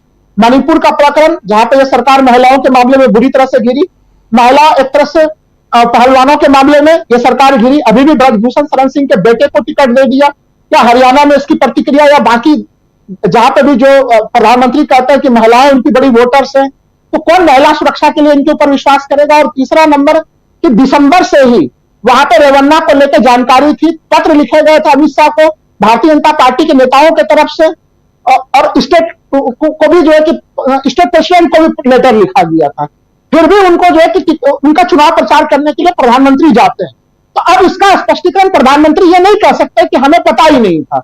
उसका प्रभाव सेकंड चरण में पड़ेगा। और दूसरा चीज की मोदी जी जो कह रहे हैं कि मोदी की गारंटी, इस शब्द की चोरी भी कांग्रेस के गारंटी, जो कर्नाटक में कांग्रेस ने गारंटी चुनाव प्रचार में कहा और जो कर्नाटक में कांग्रेस ने वो गारंटियां जमीन पर डिलीवर की। क्योंकि यह क्षेत्र जहां पर चुनाव हो रहे हैं 14 लोकसभा सीटों की, वो एक तरह से सोचिए कि वो वहां पे गरीबी अच्छी खासी है, महंगाई सबसे बड़ा मामला है वहां पे। तो महिला सुरक्षा के बाद दूसरा बड़ा मामला बन रहा है कि कौन कितना लाभांश दे पा रहा है, उन गरीबों के लिए क्या राहत की चीजें दी जा रही है। क्या मोदी जी के गारंटी में ऐसा कोई भी गारंटी नहीं है। जबकि लोग देख रहे हैं राज्य सरकार कितना शानदार ढंग से काम कर रही है। तभी मैंने कहा कि 14 में से 10 लोकसभा सीटों के परिणाम बिल्कुल स्पष्ट है पहले से ही। 4 लोग, जहां तक कि कांग्रेस सीधे सीधे बढ़त में 4 लोकसभा सीटों पर ही एक तरह से मुकाबले जैसी कोई स्थिति बन पा रही है। तो कर्नाटक की स्थिति तो हम लोगों ने पहले देख ली। गुजरात में काफी अच्छी, अभी जो है कि दीपक पासपोर्ट जी ने कहा कि वहां पे क्या दबाव बनाया जा रहा है। आप सोचिए गांधीनगर से जो खबरें आ रही हैं वो हमारे लोकतंत्र के लिए कितनी डरावनी। सूरत से तो हम लोगों ने पहले ही देख लिया। गांधीनगर में कम से कम 14 प्रत्याशियों को बिल्कुल क्राइम ब्रांच तमाम बीजेपी के लोगों ने मिलकर 14 प्रत्याशियों का नामांकन वापस वहां पर दिलवाया। तो सूरत में तो सबों से ले लिया और गांधीनगर में भी यह अभियान चला। गांधीनगर में तमाम लोग बोल रहे हैं कि वहां पर चुनाव प्रचार करना मुश्किल हो रहा है। तो क्या अमित शाह जी को अपने जीत पे भरोसा नहीं है कि विपक्षी अगर दूसरे लोग चुनाव प्रचार करेंगे तो वो हार जाएंगे? अरे वो तो भारतीय जनता पार्टी का सबसे बड़ा जो है कि परंपरागत गढ़ वाला जगह रहा है वो, तो फिर वहां से ऐसी खबरें क्यों आ रही हैं? नजरें जहां भी उठाइए इनके लिए चुनौतियां बहुत बढ़ी हुई हैं राजीव जी। वो चाहे आप कर्नाटक चले जाइए, गुजरात चले जाइए, उत्तर प्रदेश की स्थिति मैंने बोली दी कि 10 लोकसभा सीटों में 7 लोकसभा सीटों में टीम इंडिया एकदम बिल्कुल सीधे सीधे आगे नजर आ रही है। उत्तर प्रदेश में जो तीसरे चरण में चुनाव होने वाले हैं, 3 लोकसभा सीटों पर ही टक्कर की स्थिति बन रही है जहां पे कि भारतीय जनता पार्टी कुछ अपनी आशा देख सकती है। तो ये कहां से स्थिति सुधारेंगे? हमें स्थिति सुधारने की कोई गुंजाइश नजर नहीं आ रही है। और एक चीज मैं लास्ट में कह दूं, भारतीय जनता पार्टी जो लड़ाई लड़ रही है, ऑफ द रिकॉर्ड जो जानकारियां मिल रही है, वो लड़ाई वो 400 के लिए छोड़ दीजिए, 272 के लिए छोड़ दीजिए, 200 सीटों के लिए छोड़ दीजिए, उनकी आखिरी इच्छा भी यही बची है जिसके तरफ गर्ग साहब ने ध्यान दिलाया कि वो सबसे बड़ी पार्टी बने। वो बहुमत जीतने की तरफ की लड़ाई नहीं लड़ रहे कि किसी कैसे हम बड़ी पार्टी बने, क्योंकि अब उन्हें भी दिख रहा है कि कांग्रेस सबसे बड़ी पार्टी बनते हुए नजर आ रही है आज के डेट में। प्रधानमंत्री जरूर कांग्रेस के ऊपर हमला करें कि कांग्रेस सबसे कम सीटों पर लड़ रही है, इसलिए उनकी सीटें घट जाएंगी। प्रधानमंत्री को भी पता है कि ये गणित जितना सरल ढंग से वो समझा रहे हैं उसका इंपैक्ट उतना ही उल्टा है इस समय। तो इसलिए ऐसे स्थिति में बीजेपी की लड़ाई अब जो कहती है कि हम दुनिया के सबसे बड़े पार्टी हैं, वो अब किसी तरह से आंकड़ों में हम कैसे नंबर 1 की पार्टी बन जाए चुनाव में, उसकी लड़ाई लड़ रहा है राजीव जी। ये एक गंभीर विषय है, बिल्कुल गंभीर विषय है, जिसकी तरफ इशारा गर्ग साहब ने, फिर अभी आप भी कर रहे हैं। जरा जल्दी से प्रशांत टंडन जी आपके पास आना चाहता हूँ, फिर गर्ग साहब के पास आऊँगा इसी विषय को थोड़ा आगे बढ़ाते हुए। और देखिए, आज पुरी में हमने देखा कि कांग्रेस के प्रत्याशी ने अपना नामांकन जो है, नामांकन अभी भरा नहीं है लेकिन नाम वापस ले लिया कि वो चुनाव नहीं लड़ेंगे, उनका कहना है। और पुरी में आप जानते हैं कि वहाँ से संबित पात्रा चुनाव लड़ रहे हैं और कांग्रेस की प्रत्याशी ने वापस कर लिया अपना नाम कि पैसे नहीं दे रही है पार्टी, ये आरोप लगाते हुए। दिल्ली में हमने देखा कि दिल्ली में कांग्रेस के जो अध्यक्ष हैं वो आज बीजेपी में शामिल हो गए। हमने इंदौर में देखा कि कैसे एक प्रत्याशी कांग्रेस का वो बीजेपी ज्वाइन भी कर लेता है और नाम अपना वापस ले लेता है बिल्कुल आखिरी समय में। हमने सूरत का हाल देख लिया, हमने खजुराहो का हाल देख लिया, हमने अरुणाचल प्रदेश से शुरुआत वहीं से की और वहाँ अरुणाचल प्रदेश में विधानसभा चुनाव है। 10 प्रत्याशी जो हैं सामने वाले वो जीत गए निर्विरोध, यानी बीजेपी के 10 प्रत्याशी निर्विरोध जीत जाते हैं विधानसभा चुनाव में। ये सब देख रहे हैं। अभी प्रियंका गांधी ने एक बयान दिया है भाषण में और बहुत इंपॉर्टेंट है, उनकी एक छोटी सी बाइट सुना करके फिर आपके पास और क्लोजिंग के लिए आना चाहूँगा गर्ग साहब के पास में। बहुत इंपॉर्टेंट है और जो बात जिस दिशा में कह रहे हैं कि सबसे बड़ी पार्टी बनना ही एकमात्र अब लक्ष्य दिखाई दे रहा है, उसकी तरफ कैसे बढ़ा जाए। ईवीएम की भी अब चर्चा नहीं हो रही है, लेकिन किसी भी ढंग से 20-30 सीटें ऐसे ही जीत ली जाए प्रत्याशियों को बैठा के, ये भी एक गुपचुप तरीके से इसकी बात भी सुनने को मिल रही है। प्रियंका गांधी को पहले सुनिए।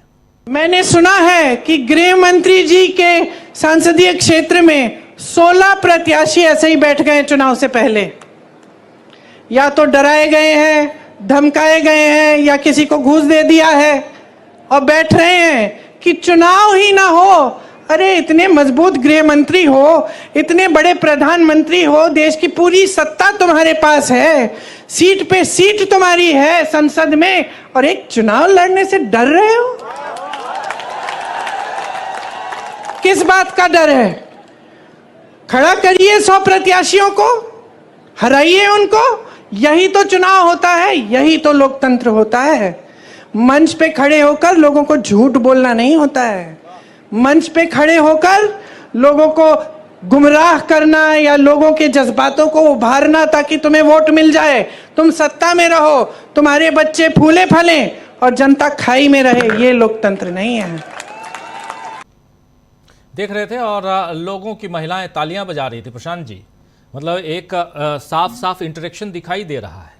प्रधानमंत्री नरेंद्र मोदी बोलते हैं आजकल और लोग चुपचाप सुनते हैं, बहुत गंभीर होकर सुनते हैं, कोई ताली नहीं बजाता, खो जाते हैं शायद उनकी बातों में। प्रशांत बहुत संक्षेप में दो बातें, क्योंकि समय भी हो रहा है। एक तो सुचरिता मोहंती, जिन्होंने नाम वापस ले लिया अपना और कहा कि उनके पास पैसे नहीं है। 2014 में भी खड़ी थी, पत्रकार हैं, पत्रकार रह चुकी हैं, और 2014 में जब ये चुनाव लड़ने जा रही थी तो मुझसे मिली भी थी प्रेस क्लब में, और उस वक्त चर्चा हो रही थी कि चुनाव कैसे लड़ा जाए क्या नहीं। बहुत साधारण महिला हैं, पत्रकार हैं। मुझे आश्चर्य है कि इनको टिकट कैसे मिल गया कांग्रेस से, क्योंकि ऐसा कोई 2014 के इलेक्शन में भी ऐसा कुछ इनका दिखाई नहीं दिया था। एनीवे, वो कांग्रेस का अपना आउटलुक है कि टिकट किसको दे किसको ना दे, हम लोग तो केवल विश्लेषण कर सकते हैं। दूसरी बात जो गर्ग साहब ने उठाई वो बहुत महत्वपूर्ण है और इस पे विचार करना चाहिए। अभी ब्रीफली हम कमेंट करें, और मैं अपनी बात कहने से पहले एक बात कहना चाहता हूँ सिर्फ ये, कि जब ट्रंप कैपिटल हिल पे मार्च कर रहा था चुनाव हारने के बाद, उस दौरान वहां के चीफ ऑफ स्टाफ आर्मी के, डिफेंस के जनरल मार्क मिले, उन्होंने एक मीटिंग बुलाई थी सारे मिलिट्री कमांडर्स की, और उन्होंने कहा था कि हम संविधान की शपथ लेते हैं, किसी व्यक्ति की शपथ नहीं लेते, हम किसी व्यक्ति की नौकरी नहीं करते, और अगर प्रेसिडेंट ट्रंप हमको पॉलिटिकल तरीके से इस्तेमाल करने की कोशिश करेंगे तो हमारी सेना नहीं इस्तेमाल होगी। ये उन्होंने CIA चीफ और मिलिट्री कमांडर्स को एक बंद कमरे की मीटिंग में कहा था, जो एक किताब में आया। उस किताब के कुछ अंश मैंने वॉशिंगटन पोस्ट में पढ़े थे। तो मैं दावे के साथ कह सकता हूं राजीव जी कि हमारी जो सेना की लीडरशिप है वो भी उसी तरीके से फैसला करेगी ऐसे मामलों में। हमारी सेना जो है वो बिल्कुल एपॉलिटिकल है, सेकुलर है और संविधान की रक्षा करना जानते हैं। याद होगा कि जनरल नरवाने जब बने थे चीफ ऑफ स्टाफ तो उनकी प्रेस कॉन्फ्रेंस में एक शब्द आया था कि भारतीय सेना भारत के संविधान की रक्षा करती है। उसमें सीमाओं की रक्षा करना निहित है। मूल उनका जो काम है वो भारत के संविधान की रक्षा करना है। भारत जुडिशरी, ब्यूरोक्रेसी, ऐसे मामलों पे मुझे लगता है कि वो अपनी रीढ़ दिखाएंगे और इस तरीके का कोई कोशिश अगर होने की अंदेशा होगा उसको नाकाम करेंगे, ये मेरा विश्वास है। पहली बात। दूसरी बात कि सबसे बड़ी पार्टी का कोई सवाल नहीं राजीव जी। सबसे बड़ा प्री पोल अलायंस, चुनाव के पहले का चुनावी गठबंधन, उसकी संख्या कितनी होती है उस पे बहुमत तय होता है। ये शंकर दयाल शर्मा राष्ट्रपति के समय भी तय हो गया था, ये बोमई केस में भी तय हुआ। तो इसलिए सिंगल लार्जेस्ट पार्टी डिबेट नहीं है। Single largest pre poll alliance is also single largest party. तो ये विभेद जो है ये बड़ा जरूरी है इस वक्त समझना। दूसरी एक आखिरी बात, राहुल गांधी जो बात कर रहे थे मीडिया की, और आप लगातार देखिए कि राहुल गांधी इस मीडिया को टारगेट बना रहे हैं। इस मीडिया की क्रेडिबिलिटी गिरना ही मोदी साहब की 80% हार है। वो मीडिया के ही जरिए हैं। और तीसरे चौथे फेज के बाद अगर मीडिया जो है उसने अपनी करवट बदली तो मोदी जी के लिए बहुत मुश्किल होगा।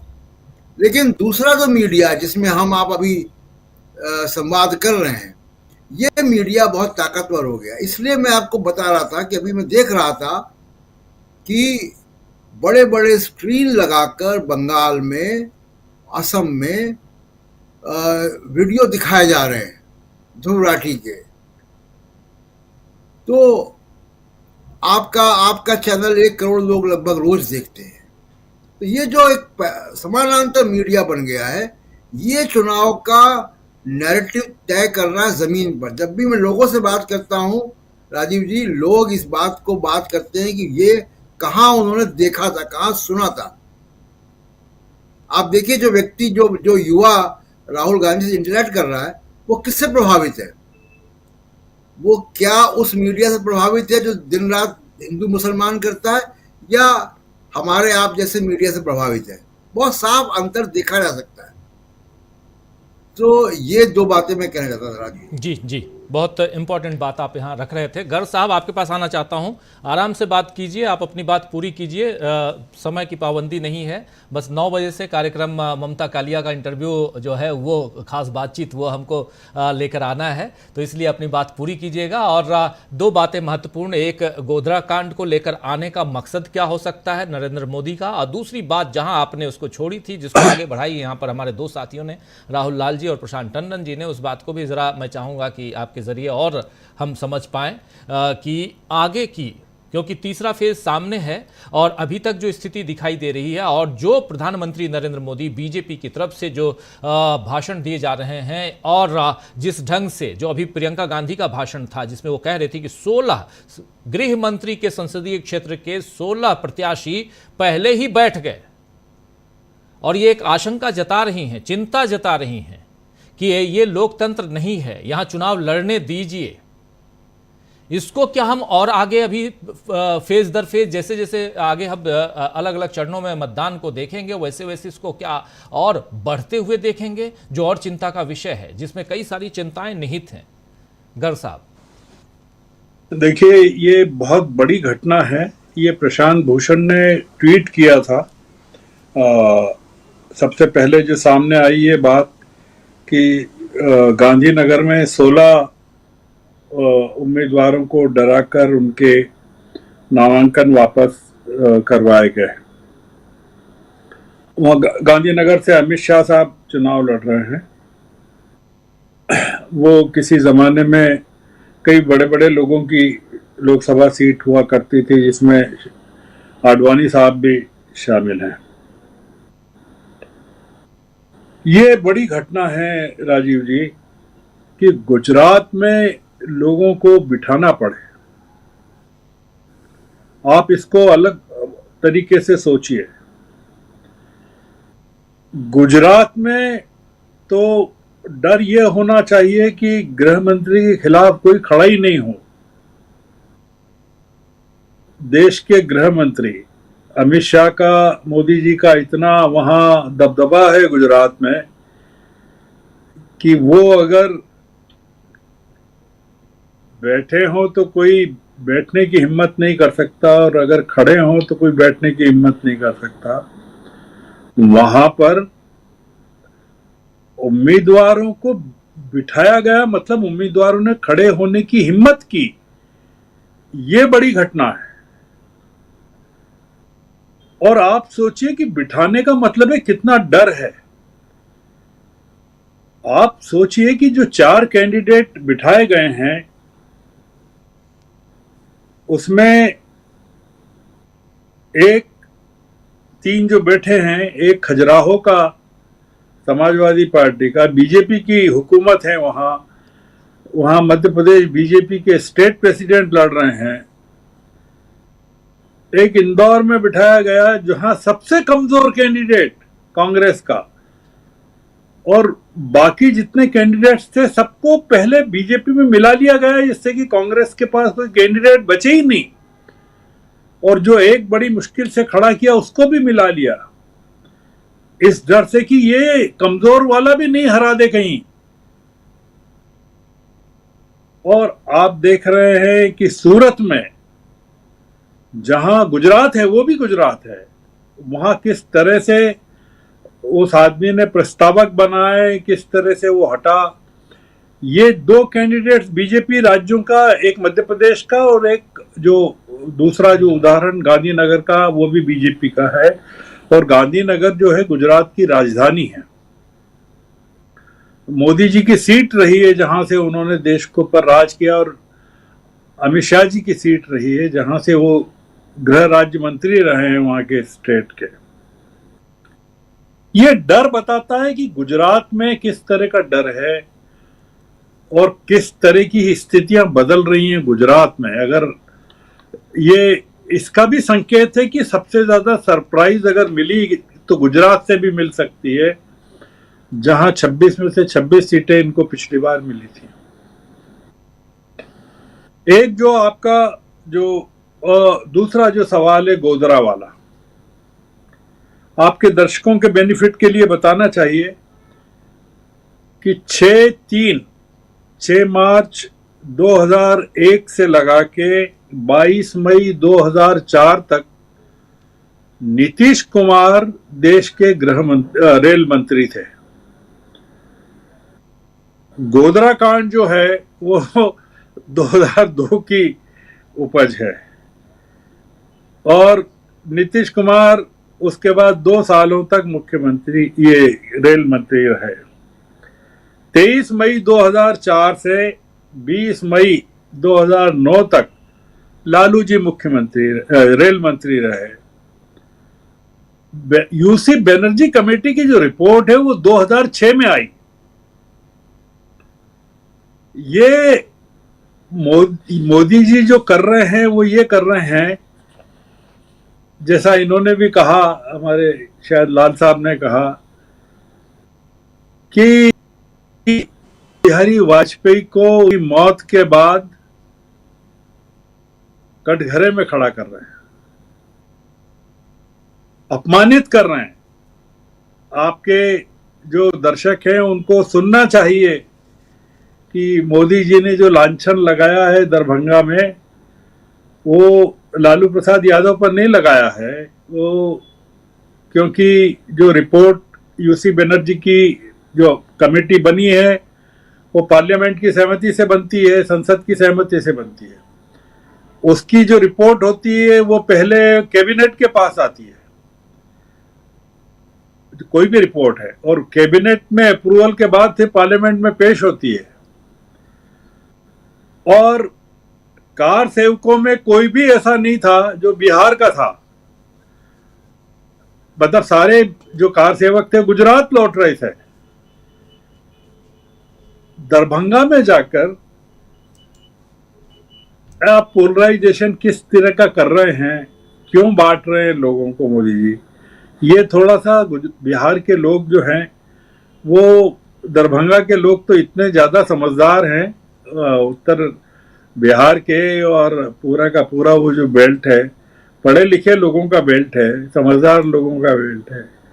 आप उन लोगों को कैसे आप इस तरह से वो कर सकते हैं कि मतलब ये तो बड़ा एक बहुत बड़ा, मैं कह रहा हूँ कि ये एक टेक्निक, ये तो खैर जो जुबान जो फिसल गई उनकी कि शहजादे के बेटे के बजाय शहजादा वो तेजस्वी को भी बता रहे हैं और शहजादा राहुल गांधी को भी बता रहे हैं। जहां उनको शहजादा राहुल गांधी को बताना होता है वहां उसको बताते हैं, और जहां तेजस्वी को बताना होता है वहां उसको बताते हैं। ये एक डरी हुई सरकार की जो स्थिति होती है कि वो जुबान भी फिसलती है, तथ्य भी लोगों से छुपाए जाते हैं। ये जो सरकार है ना राजीव जी, ये गोधरा के में जो हुआ उसको लेकर कई कहानियां हैं, किसने करवाया नहीं करवाया, अपन उसमें नहीं जा रहे हैं। पर गोधरा के बाद जो गुजरात में हुआ और उसमें जिन लोगों की भूमिका रही, उसके जो गवाह हैं वो इस समय जेलों में हैं, और उसका एक प्रमुख जो किरदार है संजीव भट्ट, आईपीएस ऑफिसर, वो बंद है जेल में। और क्यों बंद है ये भी आप अगर संजीव भट्ट के पूरा वो देखें कि उन्होंने क्या कहा था उस मीटिंग में, जिस मीटिंग में दंगों को लेकर हैंडल करने की बात थी, उसमें किसने क्या कहा उसको लेकर जो उन्होंने एक्सपोजर किया था संजीव भट्ट ने, उसको लेकर उनको जो जाना पड़ा जेल, और तब से वो काफी सालों से जेल में। लंबी कहानी है वो, आज की कहानी नहीं है। ये तमाम चीजें खुलेंगी, क्योंकि ये इसमें एक चीज स्वीकार करना चाहिए कि कांग्रेस की 2004 से 2014 तक की हुकूमत में भी सोनिया जी के करीब और मनमोहन सिंह जी के करीब ऐसे तमाम लोग थे जो मोदी जी के करीब थे। सोनिया जी के आसपास भी ऐसे लोग थे जो मोदी जी के करीब थे। नहीं तो कोई कारण नहीं था कि 2004 से 2014 तक एक हुकूमत रहे और गुजरात के तमाम जितने दंगे हुए, जितने लोग हुए, उनके दोषियों को सजा नहीं मिल पाया। ये कांग्रेस हुकूमत की, यूपीए हुकूमत की सबसे बड़ी नाकामी थी। और जो डरे हुए हैं इस समय सत्ता के लोग, वो इसी बात से डरे हुए हैं कि इस सत्ता परिवर्तन के जो परिणाम होंगे वो क्या क्या होंगे। कितने फाइलें खुलेंगी, इलेक्टोरल बॉन्ड्स की खुलेंगी, कोविशील्ड की खुलेंगी, गुजरात की खुलेंगी, गुजरात के एनकाउंटर्स की खुलेंगी, कितनी फाइलें खुलेंगी। वो लोग जो देश का पैसा लेकर बाहर भागे हैं उनकी खुलेगी, देश में जो दंगे हुए उनकी खुलेगी, सत्यपाल मलिक ने जो आरोप लगाए हैं उसकी खुलेगी, हमारे नागरिकों को, हमारे देश के देशवासियों को से क्या क्या छुपाया जा रहा है उसकी खुलेगी। ये जो चुनाव है ये बहुत महत्वपूर्ण चुनाव है, ये कोई साधारण चुनाव नहीं है, ये क्रांतिकारी परिवर्तन वाला चुनाव है। और ये जो राहुल गांधी बार बार कह रहे हैं वो सच कह रहे हैं, उनका कहा सच हो रहा है कि मोदी जी तो मुखौटा हैं, उनके पीछे जो ताकत है पूंजीपतियों की, जो बचाना चाहते हैं इस हुकूमत को, वो आखिरी क्षण तक अपनी पूरी ताकत लगा दे। ये जो पुरी में उस महिला ने जो वापस लिया है, ये छोटी घटना नहीं है, बड़ी घटना है। पुरी यानी उड़ीसा में बीजू जनता दल की सरकार है, संबित पात्रा वहां से उम्मीदवार हैं, संबित पात्रा वहां चुनाव हार चुके हैं पहले जी, पुरी से। आप सोचिए कि हार को जीत में बदलने के लिए क्या क्या किया जा रहा है।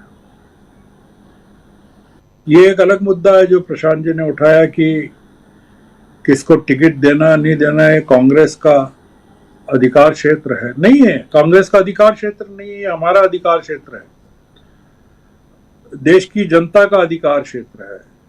अगर राहुल गांधी ने इस देश की जनता को अपने हथियार, अपनी पूरी भावनाएं सौंप रखी है, तो देश की जनता सवाल करने वाली है कि आपने सूरत में कैसे आदमी को टिकट दिया, आपने इंदौर में कैसे आदमी को टिकट दिया, आपने पुरी में कैसी महिला को टिकट दिया। वो पत्रकारिता पर कलंक है जो कहा उन्होंने। आपके पास पैसे नहीं है और आप आज विड्रॉ कर रही हैं पैसे, तो आपने नामांकन पत्र जब भरा तब भी नहीं थे आपके पास जी। कोई आज थोड़ी है। तो ये जो चल रहा है ये बताता है कि जो पैनिक है, जो डर है, वो आपकी बॉडी में किस जगह पर है, आपके किस इलाके में आपके डर बैठा हुआ है, स्पाइन में डर है। ये जब राहुल गांधी ने कहा था ना कि जब वो बोल रहे थे प्रधानमंत्री, तो कांप रहे थे, इलेक्टोरल बॉन्ड्स पर या किसी चीज पर बोल रहे थे, उनके हाथ कांप रहे थे, उन्होंने कहा। इसलिए मैं जो कह रहा था कि ये जो पोलराइजेशन जिस तरह का कर रहे हैं, हर जगह कर रहे हैं, कितने मोर्चों पर इनको काम करना पड़ रहा है, लोगों को डराना पड़ रहा है, विड्रॉ करवाना पड़ रहे हैं नाम, तो हिंदू मुस्लिम करवाना पड़ रहा है, खाते फ्रीज करवाना पड़ रहे हैं खाते। आप सोचिए जरा कि कांग्रेस चुनाव कैसे लड़ रही होगी, तो कांग्रेस का पैसे कहां है। तो और इलेक्शन कमीशन जो पूरी तरह से, जिस पर आरोप है कि वो एक तरफा कार्रवाई कर रहा है, क्यों बचा रहा है, आप सोचिए। आप कितनी ताकतों के साथ जो इंडिया अलायंस है उसको लड़ना पड़ रहा है। एक मुद्दा ये है, सबसे बड़ा मुद्दा ये है। और इंडिया अलायंस की या राहुल गांधी की ताकत क्या है, वो जो जनता सामने बैठी हुई है वो ताकत है। तो इसलिए हो क्या गया है कि ये जनता साथ नहीं देगी इनका। ये अगर ये इनके प्रकारेण भी जीत जाए या कुछ इस तरह की बात हो, तो जनता अब खड़ी नहीं होने वाली है साथ में। और राहुल गांधी ने अगर सड़कों को अपना घर बना लिया है, तो राहुल गांधी घर में लौटने वाले नहीं है, वो सड़कों पे ही रहेंगे, चाहे वो अमेठी से जीत जाए या रायबरेली से जीत जाए या वायनाड से जीत जाए।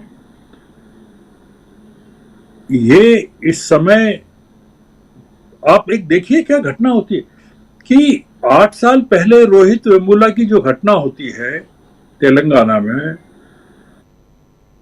जिसमें उस समय केंद्रीय मंत्री, सेंट्रल यूनिवर्सिटीज की केंद्रीय मंत्री HRD की ये थी, स्मृति ईरानी थी।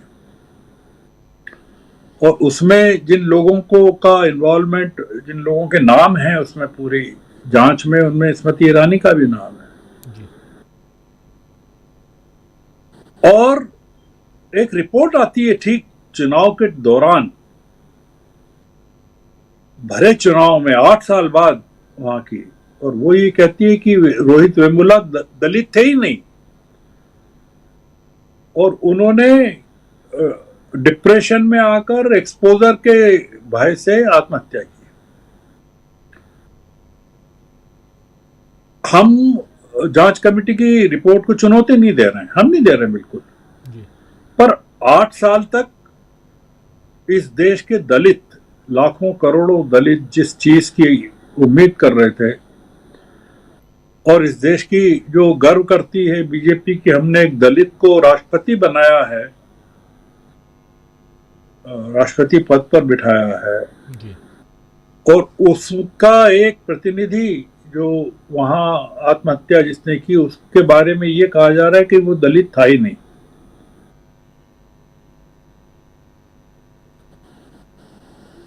आप वो दलित नहीं था, पर व्यक्ति तो था, इंसान तो था।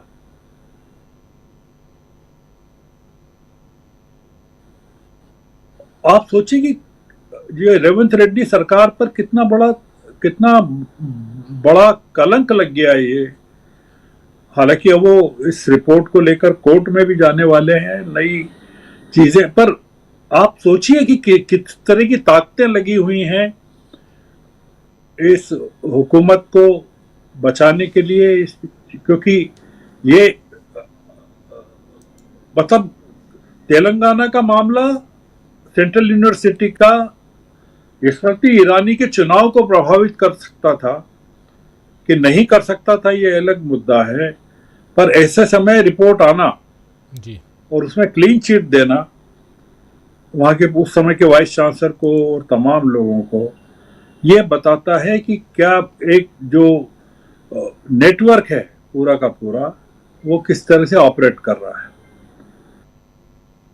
ये टंडन जी ने, प्रशांत जी ने बिल्कुल ठीक कहा।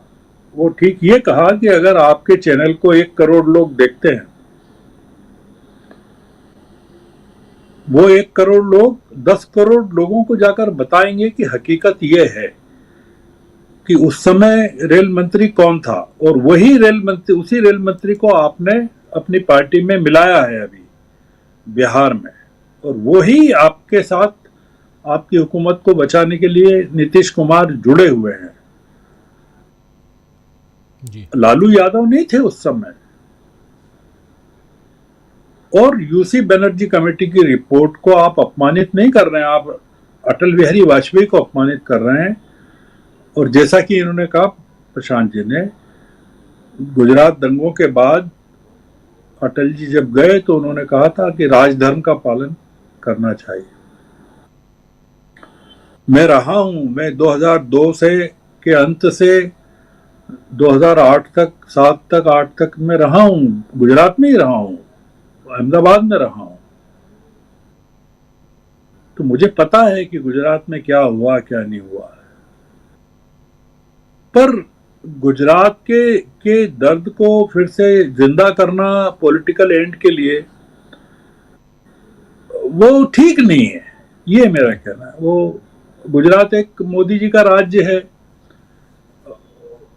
उनके ही लोग हैं वहाँ, वो उन लोगों को फिर से एक उस चीज में धकेलना, एक चीज को कहकर, ये ठीक नहीं है। पूरा का पूरा माहौल बिगाड़ना, तो ये जो चीजें हैं बहुत गंभीर किस्म की चल रही हैं। और तीसरा चरण और चौथा चरण, उसके बाद ये तीसरे चरण के बाद चुनाव खत्म हो जाएगा जहां तक बीजेपी का सवाल है। उसके बाद और ये जो घटनाएं एक के बाद एक सामने आ रही हैं और आएंगी अभी, मैं आपको ये बता रहा हूं। ये राजभवन से एक महिला साहस करके बाहर निकल रही है क्या, ये कोई छोटी बात नहीं है। बिल्कुल। या गुजरात गांधीनगर में लोग खड़े हो रहे हैं गृह मंत्री के खिलाफ, ये कोई छोटी बात नहीं है। या कर्नाटक में चाहे 20 दिन बाद ही हो, पूरा स्कैंडल बाहर आ रहा है, ये कोई छोटी बात नहीं है। इसका मतलब ये कि आने वाले दिनों में बहुत सारी चीजें ऐसी सामने आ सकती हैं जो इस सरकार के कॉन्फिडेंस को हिला सकती है। जी बिल्कुल बिल्कुल, आप सही कह रहे हैं। सरकार के कॉन्फिडेंस को बहुत सारी घटनाएं आने वाले समय में हम देखेंगे कि हिला सकती हैं, और भाजपा के लिए आने वाला समय कितना मुश्किल भरा हो सकता है उसकी बानगी अभी पहले और दूसरे फेज से आपके सामने है।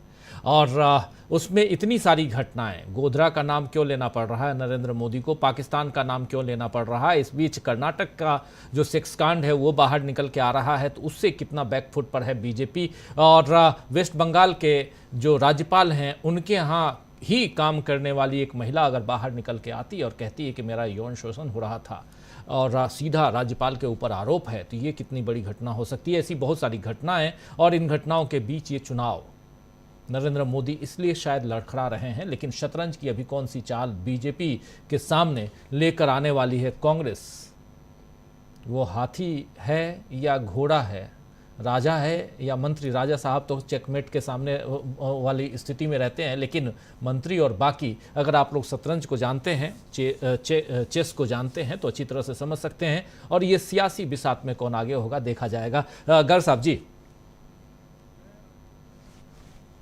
चरण आते आते इस सरकार के तमाम लोग जो इस सरकार को मदद कर रहे थे, वो तमाम लोग राहुल गांधी के हाथों में सारी फाइलें और सारे फैक्ट्स रख देंगे।